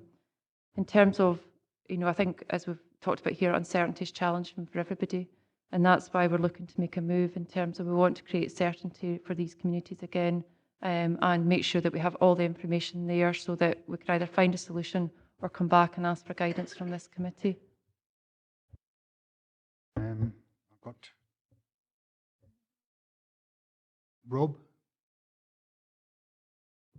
Thank you, Chairman. It was in fact general points that I wanted to make. The first being that I rather like the tone that this new version of the committee is taking in relation to these matters, because I do remember vividly there were 1 or 2 members no longer with us who felt that perhaps the statutory process was a little bit too overblown and we had to go through too many stages, and why did the Scottish Government get into it and we should just go on and make the decision. It was a bit gung-ho, I think, and I much prefer what seems to be a clear consensus around the table that absolutely no one in this room, as far as I can pick up, is rushing headlong towards anything. I don't think that there is a particular mood or interest in favour of closing schools in the committee, and I think that's the right thing to do. I think it's an improvement, frankly, in terms of the approach that we're taking to these issues. I have been through the experience as both an elected member and a parent, albeit my children had been to the school in question after, or rather before, some time before the process in that instance started. I can certainly, however, verify for all the members, particularly new members, that the approach that Claire is describing is exactly the approach that is taken when we're talking about the statutory consultation. I sat in on meetings. I got feedback from parents. What she says is done is exactly what is done. I think it's also important, and I very much agree with a lot of the points that Gail made about why we sometimes end up in this situation. And the variety of reasons are very, very broad indeed. I think about a good friend, for example, who didn't send her daughter to a school in question simply because she would have been the only girl in primary 1. That's a sensible and reasonable a justification for that parent, as something else entirely different might be for another. It's a very broad spectrum of decision-making and motivation that we're dealing with. But I also think it's important, I think that we cannot stress it strongly enough, that we're looking at a process, we're not prejudging anything, and we're not saying, yes, these 3, in that case, well, we'll get to the end of the process and they'll just close, by no manner of means. And we do, at least, as Gail has said, have one example where, in fact, that hasn't happened. I think it's important to reflect on these things, and I think it's important, perhaps as well, maybe for the benefit and at least to some extent the reassurance of parents, that recognition that the way that this committee is looking at this issue has, I think, improved significantly in terms of how we're addressing it. Right, Ivor and Ross, and then we'll go. Chair, I think one of the fundamental problems with the paper is the fact that in the reason for the report, we're going out to consult on the closure of the proposal to close. It's not a case of we're going out to look at new ways that we could possibly bring people to the school, find different uses for it, etc., to keep a facility open. Because That's what it says in item 1 of the paper. We're here to consult on the proposal to close. One of the things I think, if we look over the past history of Dumfries and Galloway Educational Authority, and whichever sort of guise it was going back in the past, we seem to have this ability to close schools, and then within 4 or 5 years, we build houses and we get more people into the area.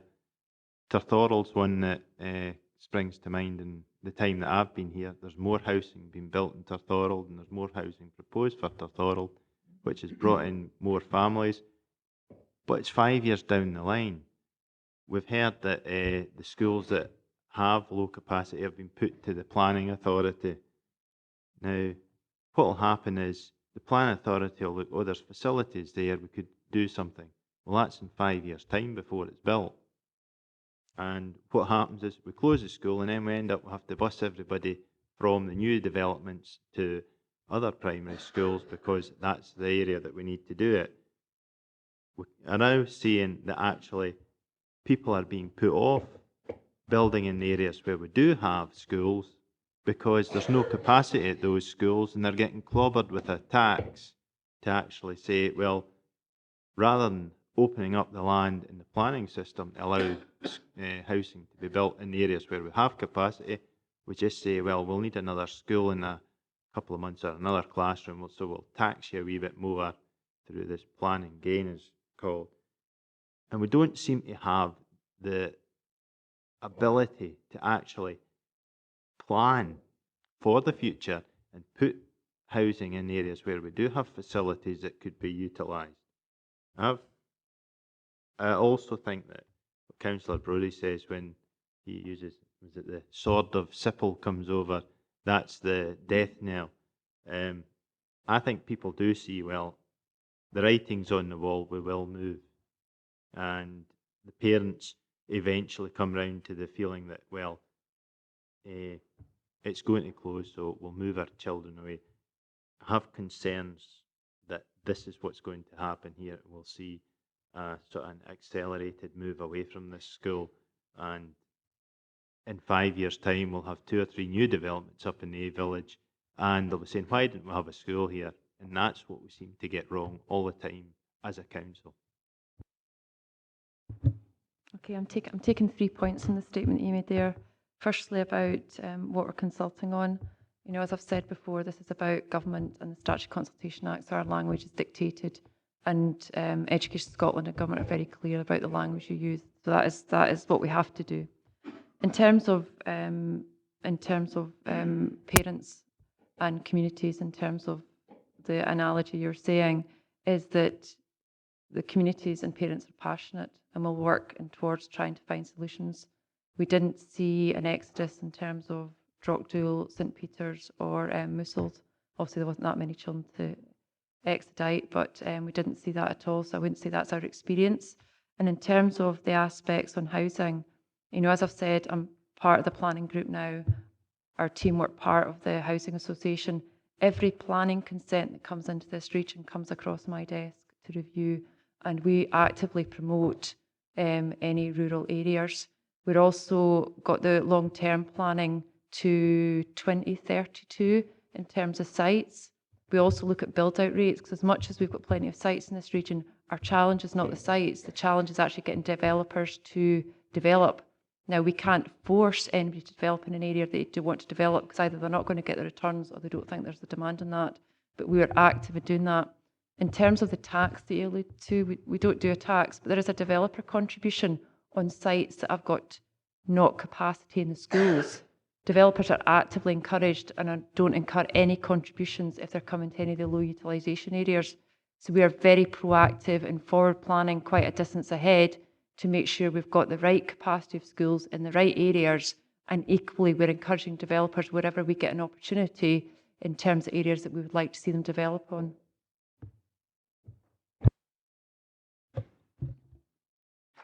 Councillor Brodie touched on the issue of children with special needs, and I just want some clarity and reassurance that any child, obviously everybody's important and individual, but that we are looking at children very, very carefully as individuals. Absolutely. As part of our initial briefing with the school and work closely with Hugh Smith and his team, we identify any children with any IEPs, individual education plans, and CSPs, so coordinated services plans, to make sure that we've got a full understanding of those specific needs that are documented, but any local needs that we're not aware of. You know, we did that very proactively in relation to the schools that unfortunately went to closure. In terms of their specific needs, we don't detail it because we've got to be very careful that we don't give a detail which we could identify a child, and obviously every child's bespoke.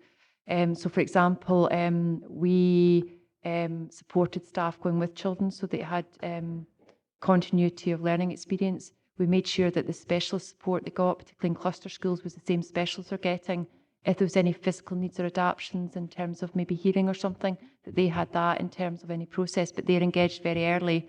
And also if there was any move in terms of future sustainability, elongated transition plans, bespoke transition plans. So we've already went through all the children and made sure that we're aware of every aspect in relation to that to inform how, and also during the engagement, you know, in terms of engagement of learners, that's detailed through the UN Rights of the Child, the Children's Information Commissioner. There's some really nice guidance in terms of participants, not pawns. So it's about how you meaningfully engage children of all different abilities and needs as part of our process, and we have really good systems, and we've got really good support from our ASL colleagues who know the children. So it's, and we work, you know, across looked after children as well. So there's a full spectrum we're taking into consideration, and we're already aware of any child that may have additional needs or particular family circumstances. Sorry. Can we go to the recommendations? We've noted 2.1. We've had quite a detailed discussion around that. And 2.2, can we agree? I'd like to propose a motion that we do not agree that a statutory consultation should be commenced for a primary school. So we're not going to consider the consultation at all at any point? Is that what you're suggesting? No, I'm saying at this meeting, I'm proposing that we do not agree to a statutory consultation for a primary school until some of the problems which I highlighted to you have been sorted out with the parent council. That will come up at the next meeting. But they will be addressed in the statutory consultation during the consultation period and subsequently. I hear you say that, but it hasn't happened according to the parent. According to the parents, there has not been that consultation, and I'll go through again what. Well, I don't think we need to go through the list again. But we have had the reassurance from the officers that they will take on board the statements which have been made and the problems which have been highlighted from the point of view of the correspondent, and that if need be, they will address and effectively bend over backwards to facilitate this. It's my opinion that that has not been recognised by the parents. The answer that I was given to the concerns that they had have not been satisfied. Do you have a seconder? I will know more, of course, when I come back from this meeting. Do you have a seconder? Chair, I'd be happy to second that, because I don't think the council as an education authority links up with the planning authority, because the local development plan doesn't take into account areas where we have capacities in schools and actually promotes those areas as areas that we should actually be developing in. So I think there's a total disregard in this council between one service and the other, because if you try and get a house in A, it'll be on the edge of the village, and they'll say, no, you can't get it because it falls under H4, or and because there's a site within Dumfries, you can't have it, because H4 says as long as there's one in the housing area, you can't have houses in another area. And I think the planning issues need to come into line with the educational issues so that we actually use our facilities better, rather than having areas that we don't develop in Dumfries and where we could develop in other areas, we don't. So I think Councillor Charter is right, so I would second his motion. Ronnie? Can I ask either was actually seconding? I don't think that was part of the motion. I think that I'm seconding that we don't move to formal closure. Yeah, but what your statement had nothing to do with the motion that John put forward? John had his points and his that I agreed with, and I had the point that I made earlier that I don't think planning and education planning actually link together, because it's been seen. Okay. I gave Torthorald as an example, and there's also other areas where. Sorry, Chair, we're moving away from the subject here. I asked about whether he's seconding John's motion, which had nothing to do with planning. We've got which has been seconded, that we don't move to start the statutory consultation process. Do I have an amendment to that? Agree the recommendation, Chair.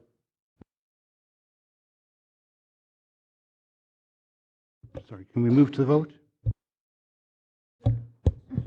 Okay, we have a motion put forward by Councillor Charteris, seconded by Councillor Hislop, not to agree to commencing the statutory consultation for a primary school. And we have an amendment by Councillor McKee and seconded by Councillor Nicholson to go with the recommendations as per 2.2 of item 8. Going to proceed to the vote. Councillor Lever. Amendment. Councillor Surtees. Amendment. Councillor Blake. Amendment. Councillor Brodie. Motion. Councillor Campbell. Amendment. Councillor Charteris. Councillor Davidson. Amendment. Councillor Dempster. Amendment. Councillor Giusti. Motion. Councillor Hagman. Amendment. Councillor Hislop. Councillor Inglis. Motion. Councillor Little. Amendment. Councillor McGregor. Amendment. Councillor McComb. Motion.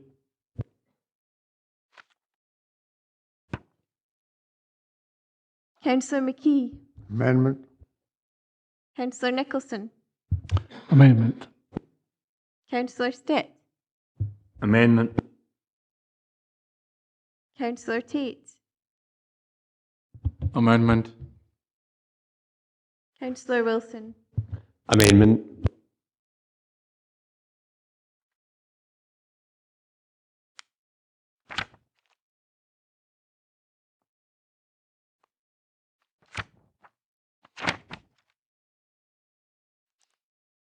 And I can confirm that the amendment carries, and therefore 2.2 will be agreed, and the statutory consultation will be commenced during 2017 and 18 in relation to the proposal to consider the closure of a primary school from July 2018 and realign its catchment with Amisfield Primary School from that date.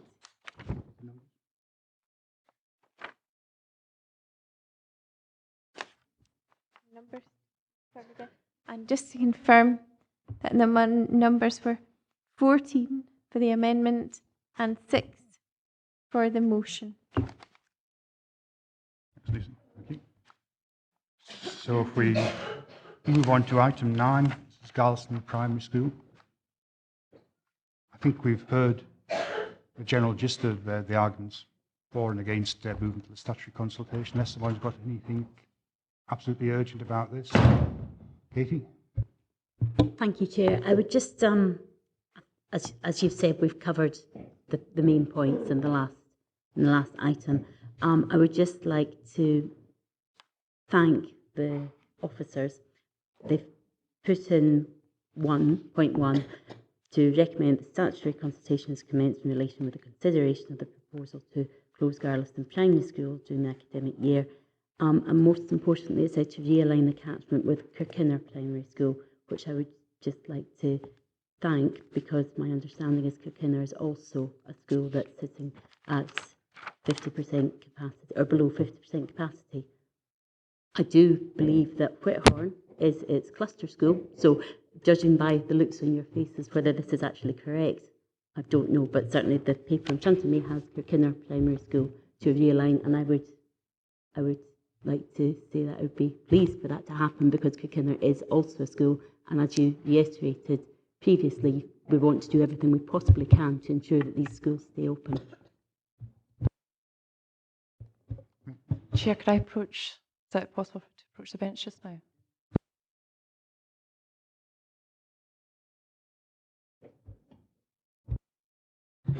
Members, can I apologise? There's a misprint on the paper. Although the purpose and reason for the report mentions Kirkbean, actually the partnership school is actually Whithorn, and therefore the recommendation is as we would recommend that it would be Whithorn. So I need to clarify that. Could I just ask a question based on that, Chair? Given that it says in here that both schools are 5 miles from Garliston, do we need to nominate one school? As part of the statutory consultation aspect, you have to be clear about what you're aligning. What we could do, though, is, so we have to state out as part of the 2010 Act where the catchment would align to, but we can certainly use that as part of the consultation process to say, is there good reason to say, we always go with the partnership school because of the its educational benefits and where Education Scotland are looking at in terms of the educational alignment and the partnership working and the familiarity of the head teacher across partnerships. But if members were highlighting about the relationship with Kirkbean and that other aspect that you raised, Councillor Hagman, we could detail that as part of the consultation process. I think, Chair, that would be a sensible solution in that the consultation is about whether we move to closure or not, and the consultation is also about where we realign, and therefore there's an openness to the possibility of Kirkbean there. Thank you, Chair. Thank you, Chair. Garliston Primary School have formed a group to look at asset transfer of part of the school to try and reduce the number of pupils that they would need to have in there. The timeline for the consultation, how flexible is that? I'd like to know how flexible is that, and whether there is room for them to get time to set up the business case to take part of that building over. So the timeline itself, is something that we're dictated to by the Act. But certainly if there was a good activity in relation to the community and any community asset transfer, because obviously we really encourage these facilities, regardless of where the educational aspect ends up, that the community could hopefully get the benefit, is we would present that back to committee to say there's progress made. They don't necessarily have to have achieved something, but if there's progress made and there's a plan, we would certainly go back to committee and say that. I would probably just say in the context of that, we're still looking at the learners and the educational experience and getting educational opinion from all sides about what the educational experience, if you've got very low numbers and if it's delivering everything that everybody hopes and the aspirations are. But that's part of the consultation process. If there is a good active group and they have got plans to take over the environment, that could be one of the items that we're coming back as a solution and way forward. Can I just ask, have you got evidence of the educational experience in smaller schools being detrimental to be in that school, being a worse experience for the pupils? We engage with educational colleagues and we take examples. So what we can do and what we do, and we've done other ones, is show all the impacts, positive and negative, because there's both sides of that. And I wouldn't be prescriptive because every child and every school is different. And as part of the statutory consultation process, we have educational experts who work with us, who engage with the children, understand the attainment, the learning, any additional needs, and will report back without identifying any children about what the impacts or benefits are. And I would just add that Education Scotland, or formerly HMIE, are part of this process and have to be convinced about the educational benefit of any change. So that's looked at carefully. I'm just slightly concerned. The first meeting I went to as a councillor was the Parent Council meeting at Garliston to discuss this. At that meeting, they were unaware of the possibility of using part of the building for something that they can use community use. I don't know how long this consultation's been going on, but they've now had 6 weeks or so to get some sort of case put forward to take part of the school on to try and save the school. And there's a lot of work involved in putting a business case for that. So, Gail, would like to comment? So certainly we detail all these aspects and meet them now. When Lauren and I first met with them well over a year ago, we did detail aspect, but I appreciate this is an unfamiliar process for a lot of people, so we keep repeating everything and keep working and challenging people and looking for options for the community.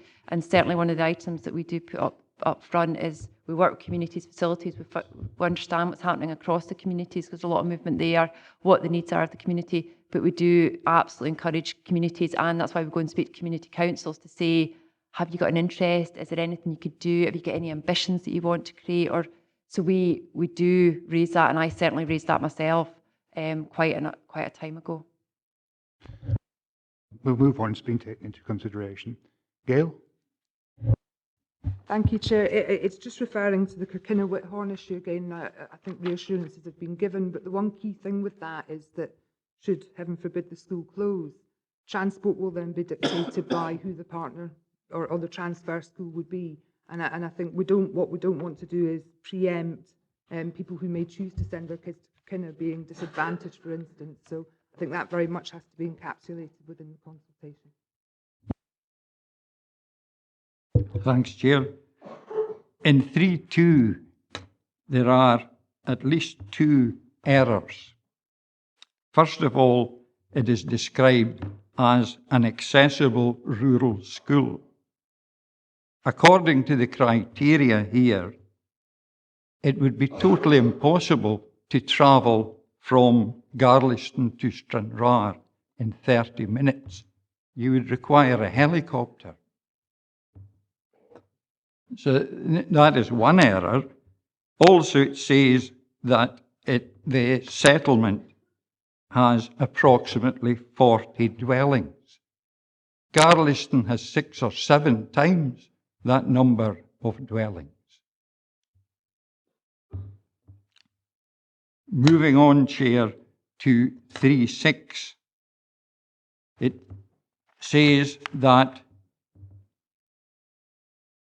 the informal discussion has not come up with any options to support the future viability of the school. That is incorrect. The community agreed to have a parent-toddler group use the school. And my information is that that group are currently using the school. Happy to check all of those points, and if there's any errors, we'll obviously address them. In terms of the definition of what the school is, we're governed by government again on that, and we'll go back and check that. And we did check the list earlier this year, but I'll go back and check it. In terms of the number of properties, we take that up off the census data, and again, we'll go back and check that, but this is the data that the council holds and collate. In terms of the parent-toddler group, yes, we are aware of that, and that's one of the items we encourage communities to do. That in itself doesn't create a sustainable future for the school, but we help and support that because we believe by getting more people and toddlers interested, that could create more connections and a sustainable future. But in itself, it's not an activity that's going to sustain a school going forward. Can we move Chair, to the... can I come back there, please? If, as proposed, the school is realigned with Whithorn, will the small school's premium be lost for Garliston? So the principle of the small, well, it's called grant-aided expenditure, so we get a premium from government for any school. So very roughly, per pupil, we get about £5,000. If that pupil is located in a school of less than 70, then we get a premium, which is roughly, we think, about £3,500, because it doesn't sit alone. If, say, and I'm not saying if there is assumption against closure, say in another example, a school was closed and it was a small school, and that child went to another school, we would retain that £3,500 premium. If that child then decided to go to a larger school over 70, yes, we'd lose that premium. The numbers that are currently sitting at Whithorn, Lauren, can you remember? Right, it's above 70. So yes, if they did go to Whithorn, we would lose that. But in any calculations in the financial aspect of the consultation, we have to declare and acknowledge that. So that is a negative aspect of the closure that we would let members know about. Very quickly, Jim. Chair, thanks.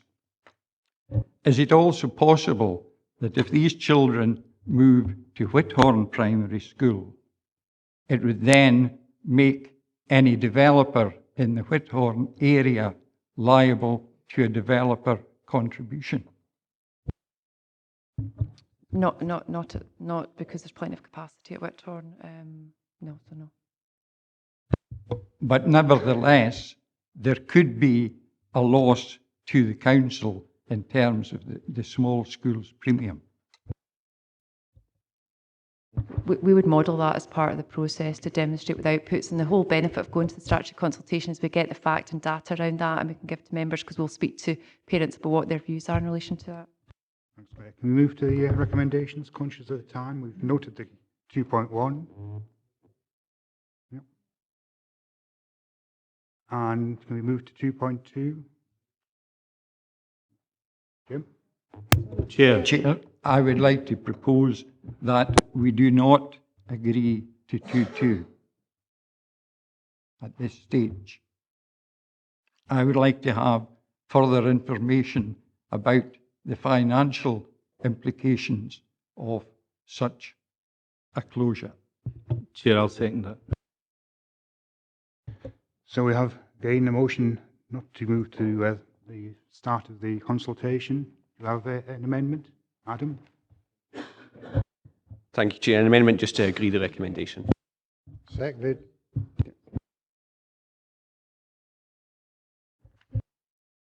Can we move to the vote? We have a motion put forward by Councillor McComb and seconded by Councillor Inglis to not agree to progress a statutory consultation in relation to Garliston Primary School. And we have an amendment put forward by Councillor Wilson and seconded by Councillor McKee to go with the officer's recommendation to agree that a statutory consultation should be commenced during 2017 in relation to the proposal to consider the closure of Garliston Primary School from July 2018 and realign its catchment with Whithorn Primary School as of that date. Councillor Lever. Amendment. Councillor Surtees. Amendment. Councillor Blake. Amendment. Councillor Brodie. Motion. Councillor Campbell. Amendment.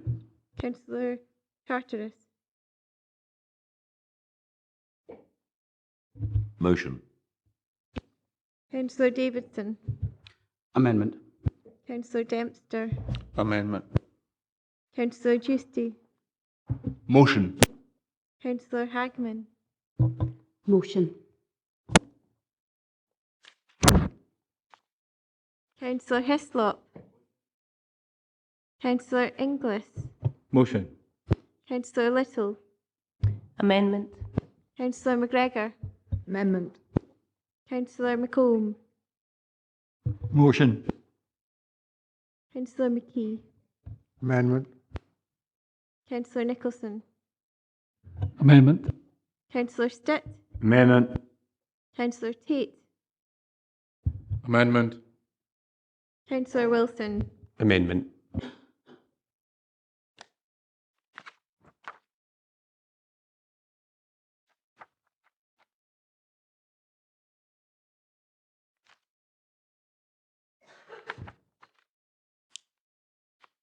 And I can confirm that the amendment carries by 13 votes to 7 votes, and therefore the recommendation as per the report has been agreed. Thank you, Lucy. So if we move on to item 10, statutory consultation, Kirkbean Primary School. Once again, I think we've rehearsed a lot of the background to this. So can we move to the recommendations? Question first, Chair. Note 2.1, we agree 2.2. Got a question, Chair. Dick? Yeah, just a question on it. There seems to have been a dramatic downturn in the school roll at Kirkbean. Is there any reasons that are not mentioned in the report, or could you explain it further? There's no obvious reasons. When we're looking at the 20-year trend, the peak was 20 years ago at 69, and there's been a constant decline over the last 20 years. In terms of, there has been a number of again, parents that have chosen to take their children elsewhere, and that number's currently sitting at 8 that want to go elsewhere. There's not the population, in terms of you're looking at profiles of communities and what's happening in terms of, farming automation, things like that. There seems to be a whole number of different items, but it has been a trend over the last 20 years, which is projecting to continue to decline. And what I would say is there are currently 11 pupils scheduled for 17-18. 5 of those are primary 7, so as of July 18 going into August 18, there will be 6 children allocated to that school, and there's been no placement requests either. Thank you. 2.2. Thank you, members.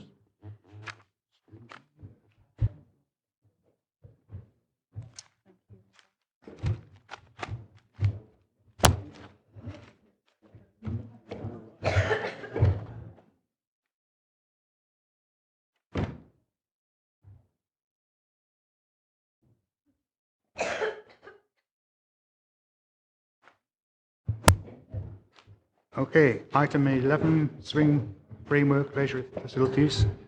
The purpose of this report is to present to members a proposal to enhance and improve the Dumfries and Galloway Rainbow Swim Scheme by adopting Scottish Swimming's Learn to Swim national framework. And it's Annie to present this, or Richard. Anything you want to add to the report? That's great. Thank you, Chair. Hopefully, members, this is a positive report, reflects our desires to improve and develop and enhance the current very successful swimming development and Learn to Swim scheme that we have across the region. The proposals reflect national best practice. We've had a lot of engagement with Scottish Swimming and indeed our needs and aspirations from our customers and staff as to what we should be doing to improve and enhance the service to ensure that we deliver it in the most efficient, effective and economic way. So we seek members' support. Colleague Annie Thompson, who's been involved in the discussions with Scottish Swimming, and I will be very happy to take any questions that members have. Richard, members? Thanks, Chair. Just to draw attention to 3.18, the curricular swimming. I speak to head teachers and teachers on a regular basis about, and one of the issues that comes up is curricular swimming. Obviously, schools are under a lot of pressure with resources at the moment, and the arrangements that are in place aren't always easily implemented. The director mentioned before that some new members of this committee will remember, have some fond memories of being at school, and thankfully I'm one of those. And I remember curricular swimming, was easily timetabled because it would be 1 year group or one class in a primary school. How is this being reviewed, and how are discussions with head teachers and teachers being in place to ensure minimum disruption in classes? Thank you. Richard? Yeah, very, very good point made, Councillor. We have a curriculum swimming policy that we developed probably about 5 or 6 years ago now, which moved us away from a swimming programme that was really used as something, a bit of a fun session at the end of the school year, to much more of a targeted approach for children who couldn't swim. And our policy was amended to reflect that we wanted every child, when they left primary school education, to have the abilities to swim 25 metres unaided. Obviously, the benefits in terms of life skill, etc., for a region like ourselves were significant. That, however, did create some curricular challenges for our head teachers, because it meant that some of the pupils who couldn't swim were in various different classes. We've worked through that for the last 4 or 5 years. We're now at a point where the majority of children are around the P3, P4 stage. So we are at a point now where we think that in the majority of schools it will be one class that we'll be able to take, and it won't create those additional challenges of having pupils from various classes come out with the school day. So I think, having been through the pain, we're just about at a point now where we can target those pupils that can't swim, but they'll all come from one class. Ivan? Chair, it's just with regard to the charging. I note that we're moving to 40-minute lessons and direct debits of £21.95 per month. Previously, the direct debit was £19.95 per month with free swimming at general sessions, general swimming. Are we keeping the free swimming, general swimming, or is that being dropped from the scheme? Richard? Yes, Chair, we are keeping the free swimming, and the price point reflects the proposals nationally, as well as you say, the increase in lesson time and indeed the number of weekly lessons over the year. Rose? I noticed that we're moving towards direct debit only, and a lot of parents that is not accessible for them. Also, in view of the lump sum payment, many people can't afford the lump sum. So would it be possible to have cash payments and also pay as you go? Absolutely, yes, that's something that we would put in place as part of changes to the scheme. We're looking to implement a new post, which is a swim coordinator, and that the person in that role would speak to parents. They would be in a position to speak to parents and make those kinds of arrangements. Okay, members, can we move to the recommendations? Can we agree 2.1, 2.2, 2.3, and 2.4? Thank you. Sorry, Chair. Chair, just before we move on to the next item, a bit of housekeeping. Colin Grant changed quite dramatically between those two reports.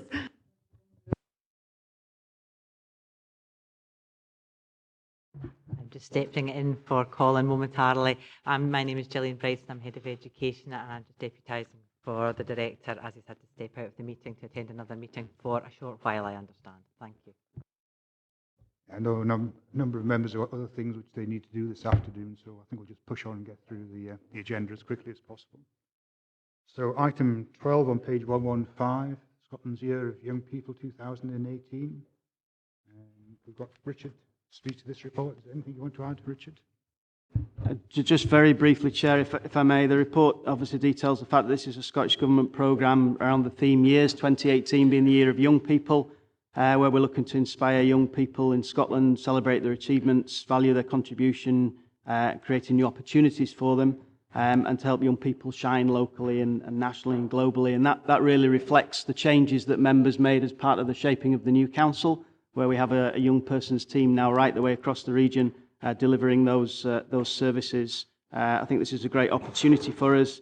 I'm delighted that my colleague Laura Kilty is here. Laura's one of our senior workers based in Newton Stewart and has been involved in some of the initial discussions around the Year of Young People. But we're obviously keen to engage with young people across the region in terms of what they aspire to deliver over the next 12 months. And we seek members' approval for a workshop with yourselves as well to ensure you're involved in that process. But myself and Laura will be very happy to take any questions members have. Just members? Adam? Thanks, Chair. I just want to congratulate and thank the Youth Work team for a good set of proposals, and in particular the fact that a number of the proposals will mean that there will be a wide range of activities happening across the year, all across the region, and involving as many young people as possible. As a little aside, I checked the United Nations definition of a young person this morning, and I'm delighted that myself and Councillor Gisti will class as a young person right up until the end of 2018. And so I'm sure we will enjoy a number of the activities that are put in place next year.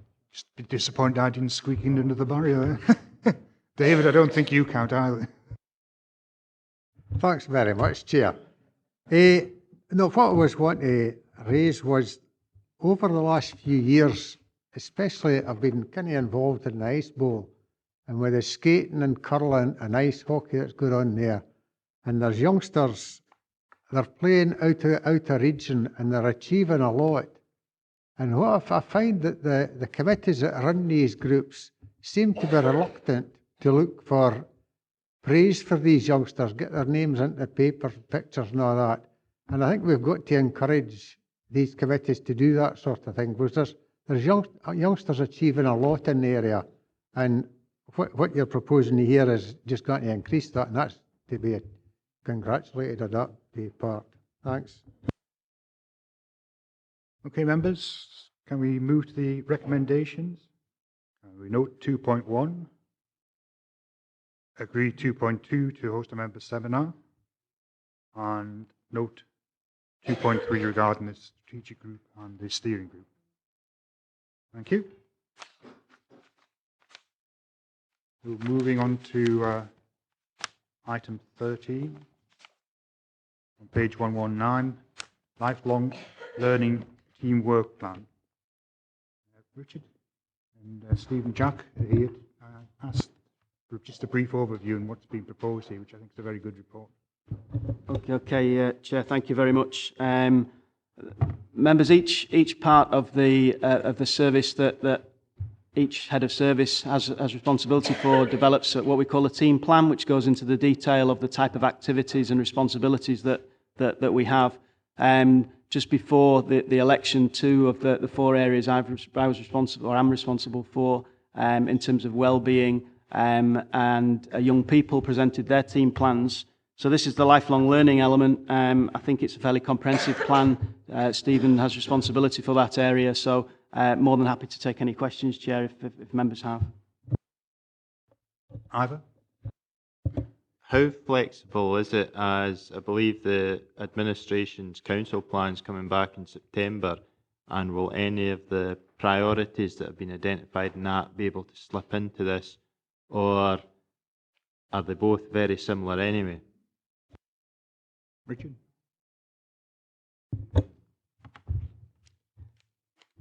Thanks, Chair. It's going to be a flexible plan as the year develops and as new initiatives or national changes might come into force, but a lot of the key activities are quite closely aligned to the administration priorities. So can we move to the recommendation? Can we approve the lifelong learning work plan 2017-18 as detailed in the appendix? And 2.2, note the responsibilities attached to the CLD regulations as detailed in paragraphs 3.4 to 3.7. Okay. Thanks so much. Item 14, which is the Children, Young People and Lifelong Learning Services Revenue Budget 2016-17 Outturn, and we have Colin to speak to this. Is there anything you want to add to the paper, Colin? I'll just give a brief introduction, if that's okay, Chair. Good afternoon. The report provides details on the Children and Young People's Lifelong Learning Outturn for 2016-17. The service had delivered an underspend of £127,000 for this financial year, which has been transferred to service reserves and which has been committed as per Appendix 2. Details of the agreed savings and utilisation of the Policy Development Fund for this financial year is detailed in Appendix 3 and 4. I'm happy to answer any questions related to this paper. It's good to notice there's actually an underspend, and on my calculations, like 0.07% of the budget. So congratulations on that. Members? Gail? Thank you, Chair. You're better at maths than I am. It's just referring to bullet point 3.11, the resources team, where there was a predicted underspend, which I think would have been about 39,000 had they not incurred a one-off payment for work relating to upgrade required computer licences. £147,000 worth of computer licences sounds quite a lot, and I just wonder if you could give us a little bit of detail about that particular overspend, because it is a significant amount of money for computer licences. Yes, certainly. The licence is related to the Framework I system that's currently getting moved to Mosaic, that's going live the last couple of days. It transpired that as a result of that, there was upgrades required for the software systems, which resulted in a spend of the £147,000 last financial year.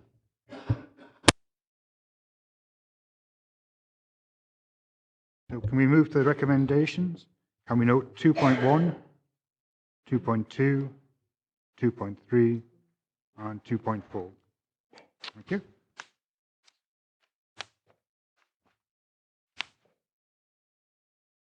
So item 15, members' induction, and this outlines proposals to support the induction orientation of elected members on SIPL regarding the services and operations within the SIPL directory through a programme of briefings and events.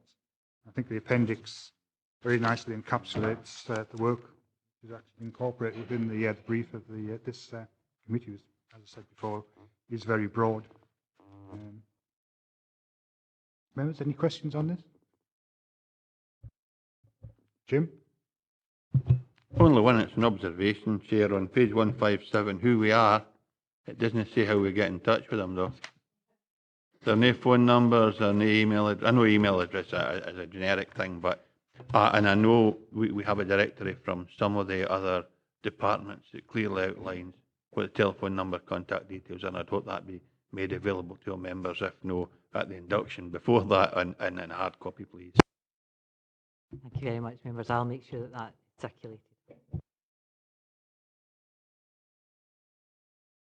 Can we move to the recommendations? Can we consider the requirements in relation to developing our understanding of children, young people and lifelong learning activities? And 2.2, agree that a programme of induction and orientation is developed. Yeah, thank you.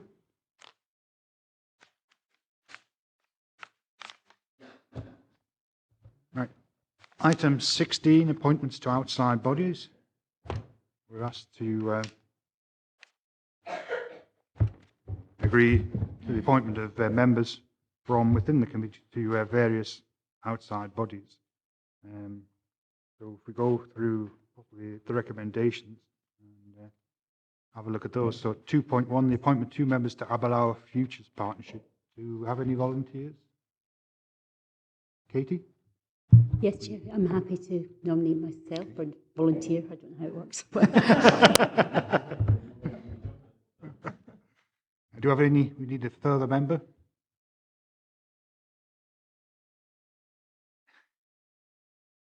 Everybody seems to find these papers very interesting. Chair, I was on last time. I'll continue until we get somebody else. But... That's 5 years then. Okay, so that's Katie and Dick. Right, 2.2, the appointment of 1 member to CMIS Board of Management. I have been serving as the member on the CMIS Board of Management since I took over as chair of the Education Committee and then subsequently Children, Young People and Lifelong Learning. I'm happy to, in inverted commas, to continue to do so, so I suppose I'm stuck there for a while as well. Right, 2.3, the appointment of 3 members to Dumfries and Galloway Childcare Partnership as detailed in paragraph 3.10. Now, obviously this was raised under item 5 in terms of the extension of the early years hours, and I think possibly this partnership is going to become more important to move towards the 1140 hours, given the complexity which has been described. So I think to a certain extent, although I've sat on this partnership, I think it needs to be refocused really in order to allow it to act as a mechanism to feed in the opinions and problems identified by all the members of the partnership, and equally to dissipate out information to the members. Ian?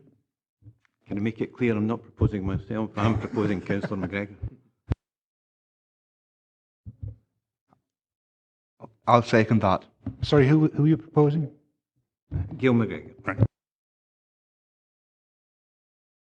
Chair, can I propose yourself and Rose? I think that would be a good idea to have the chair and vice chair, as I say, given the increased importance of the committee. That's that one sorted out. On 2.4, the appointment of 6 members to Dumfries Educational Trust, as detailed in paragraph 3.1. It actually says the trust in 311.3. The trust meets annually. I think it actually meets quarterly. Sorry, that could be my error, yes. Yeah, I think it is quarterly. So I don't know if that changes anybody's intention of sitting on this trust. Jim? Hey, just a couple of things, Chair. I think every member should get a copy of the trust document to see what they're actually responsible for and how it set things out.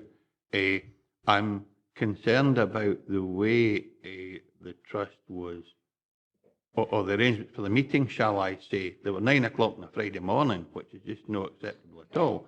And I think, as it's governed or managed by the Necessary Area Committee on behalf of the trust, or the area management team, should I say, on behalf of the trust, it should fit in with the timetable for members, which is either Tuesday, Wednesday, or Thursday, 10:30 or 2 o'clock, because it's run in conjunction with a lot of members.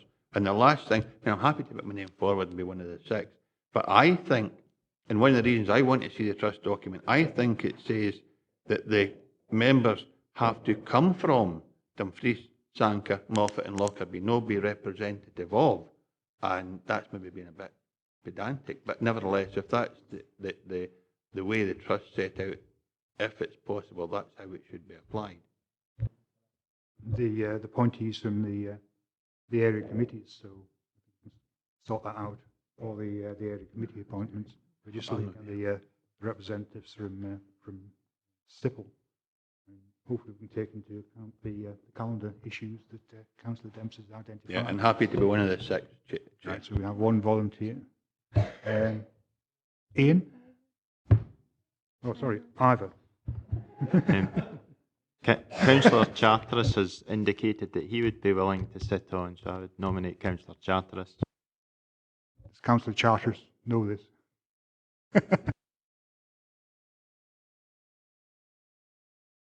Councillor McKee. Thank you, Chair. I entirely agree with Councillor Dempster about the timing of the committee. It's been quite awkward for a lot of members to attend it, and it's a fairly important one because it does distribute funds.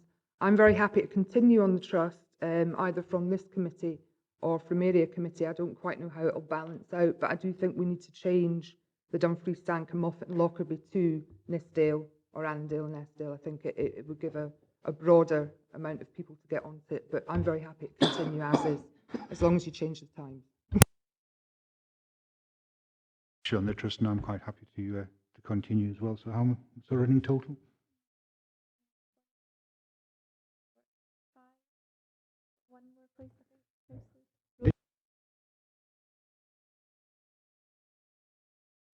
Okay, so I think that's concluded quite nicely. So what we've got now.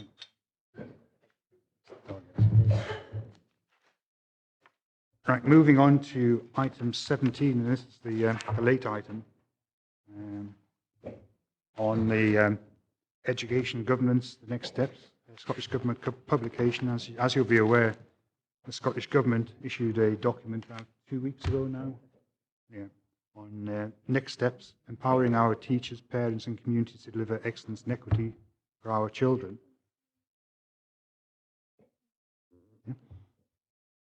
Which is quite a weighty tome.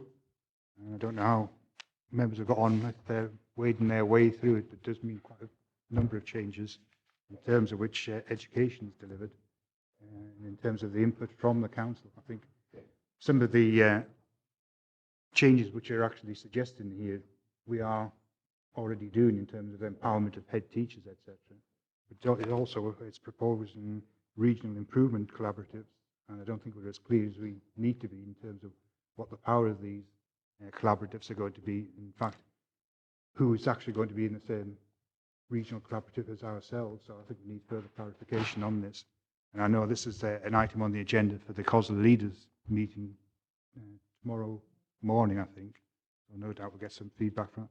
But really, to a large extent, this is a paper for noting, because as you see in the recommendations, a further report is going to come back to members in September, by which time we may have more clarification. But Gillian also thought it would be very useful to attach the Dumfries and Galloway National Improvement Framework Evidence Report on the back of that, which highlights what we achieved locally. So Gillian, is there anything you want to say to this? Thank you, Chair, and good afternoon, members.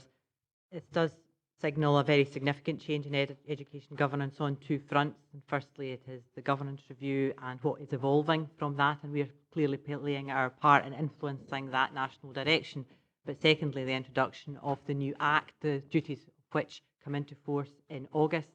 In the main, the statutory duty to report on school improvement, which we've always had, but very specifically on addressing the impact of poverty-related attainment. So I have appended the full improvement evidence report, and we will be preparing our annual plan in relation to that. I felt it was important that members should see this and take account of it and be assured that we will take on board the priorities and commitments of this council and the business plan commitments in addition to the statutory duty to report on these actions. Quite a complex landscape, I would say, at the moment for head teachers and for officers in trying to look at and manage a number of different reporting frameworks and timeframes. But we're very well placed to respond to this, and I have got no concerns that our schools will continue to do the great job that they do. Members? John?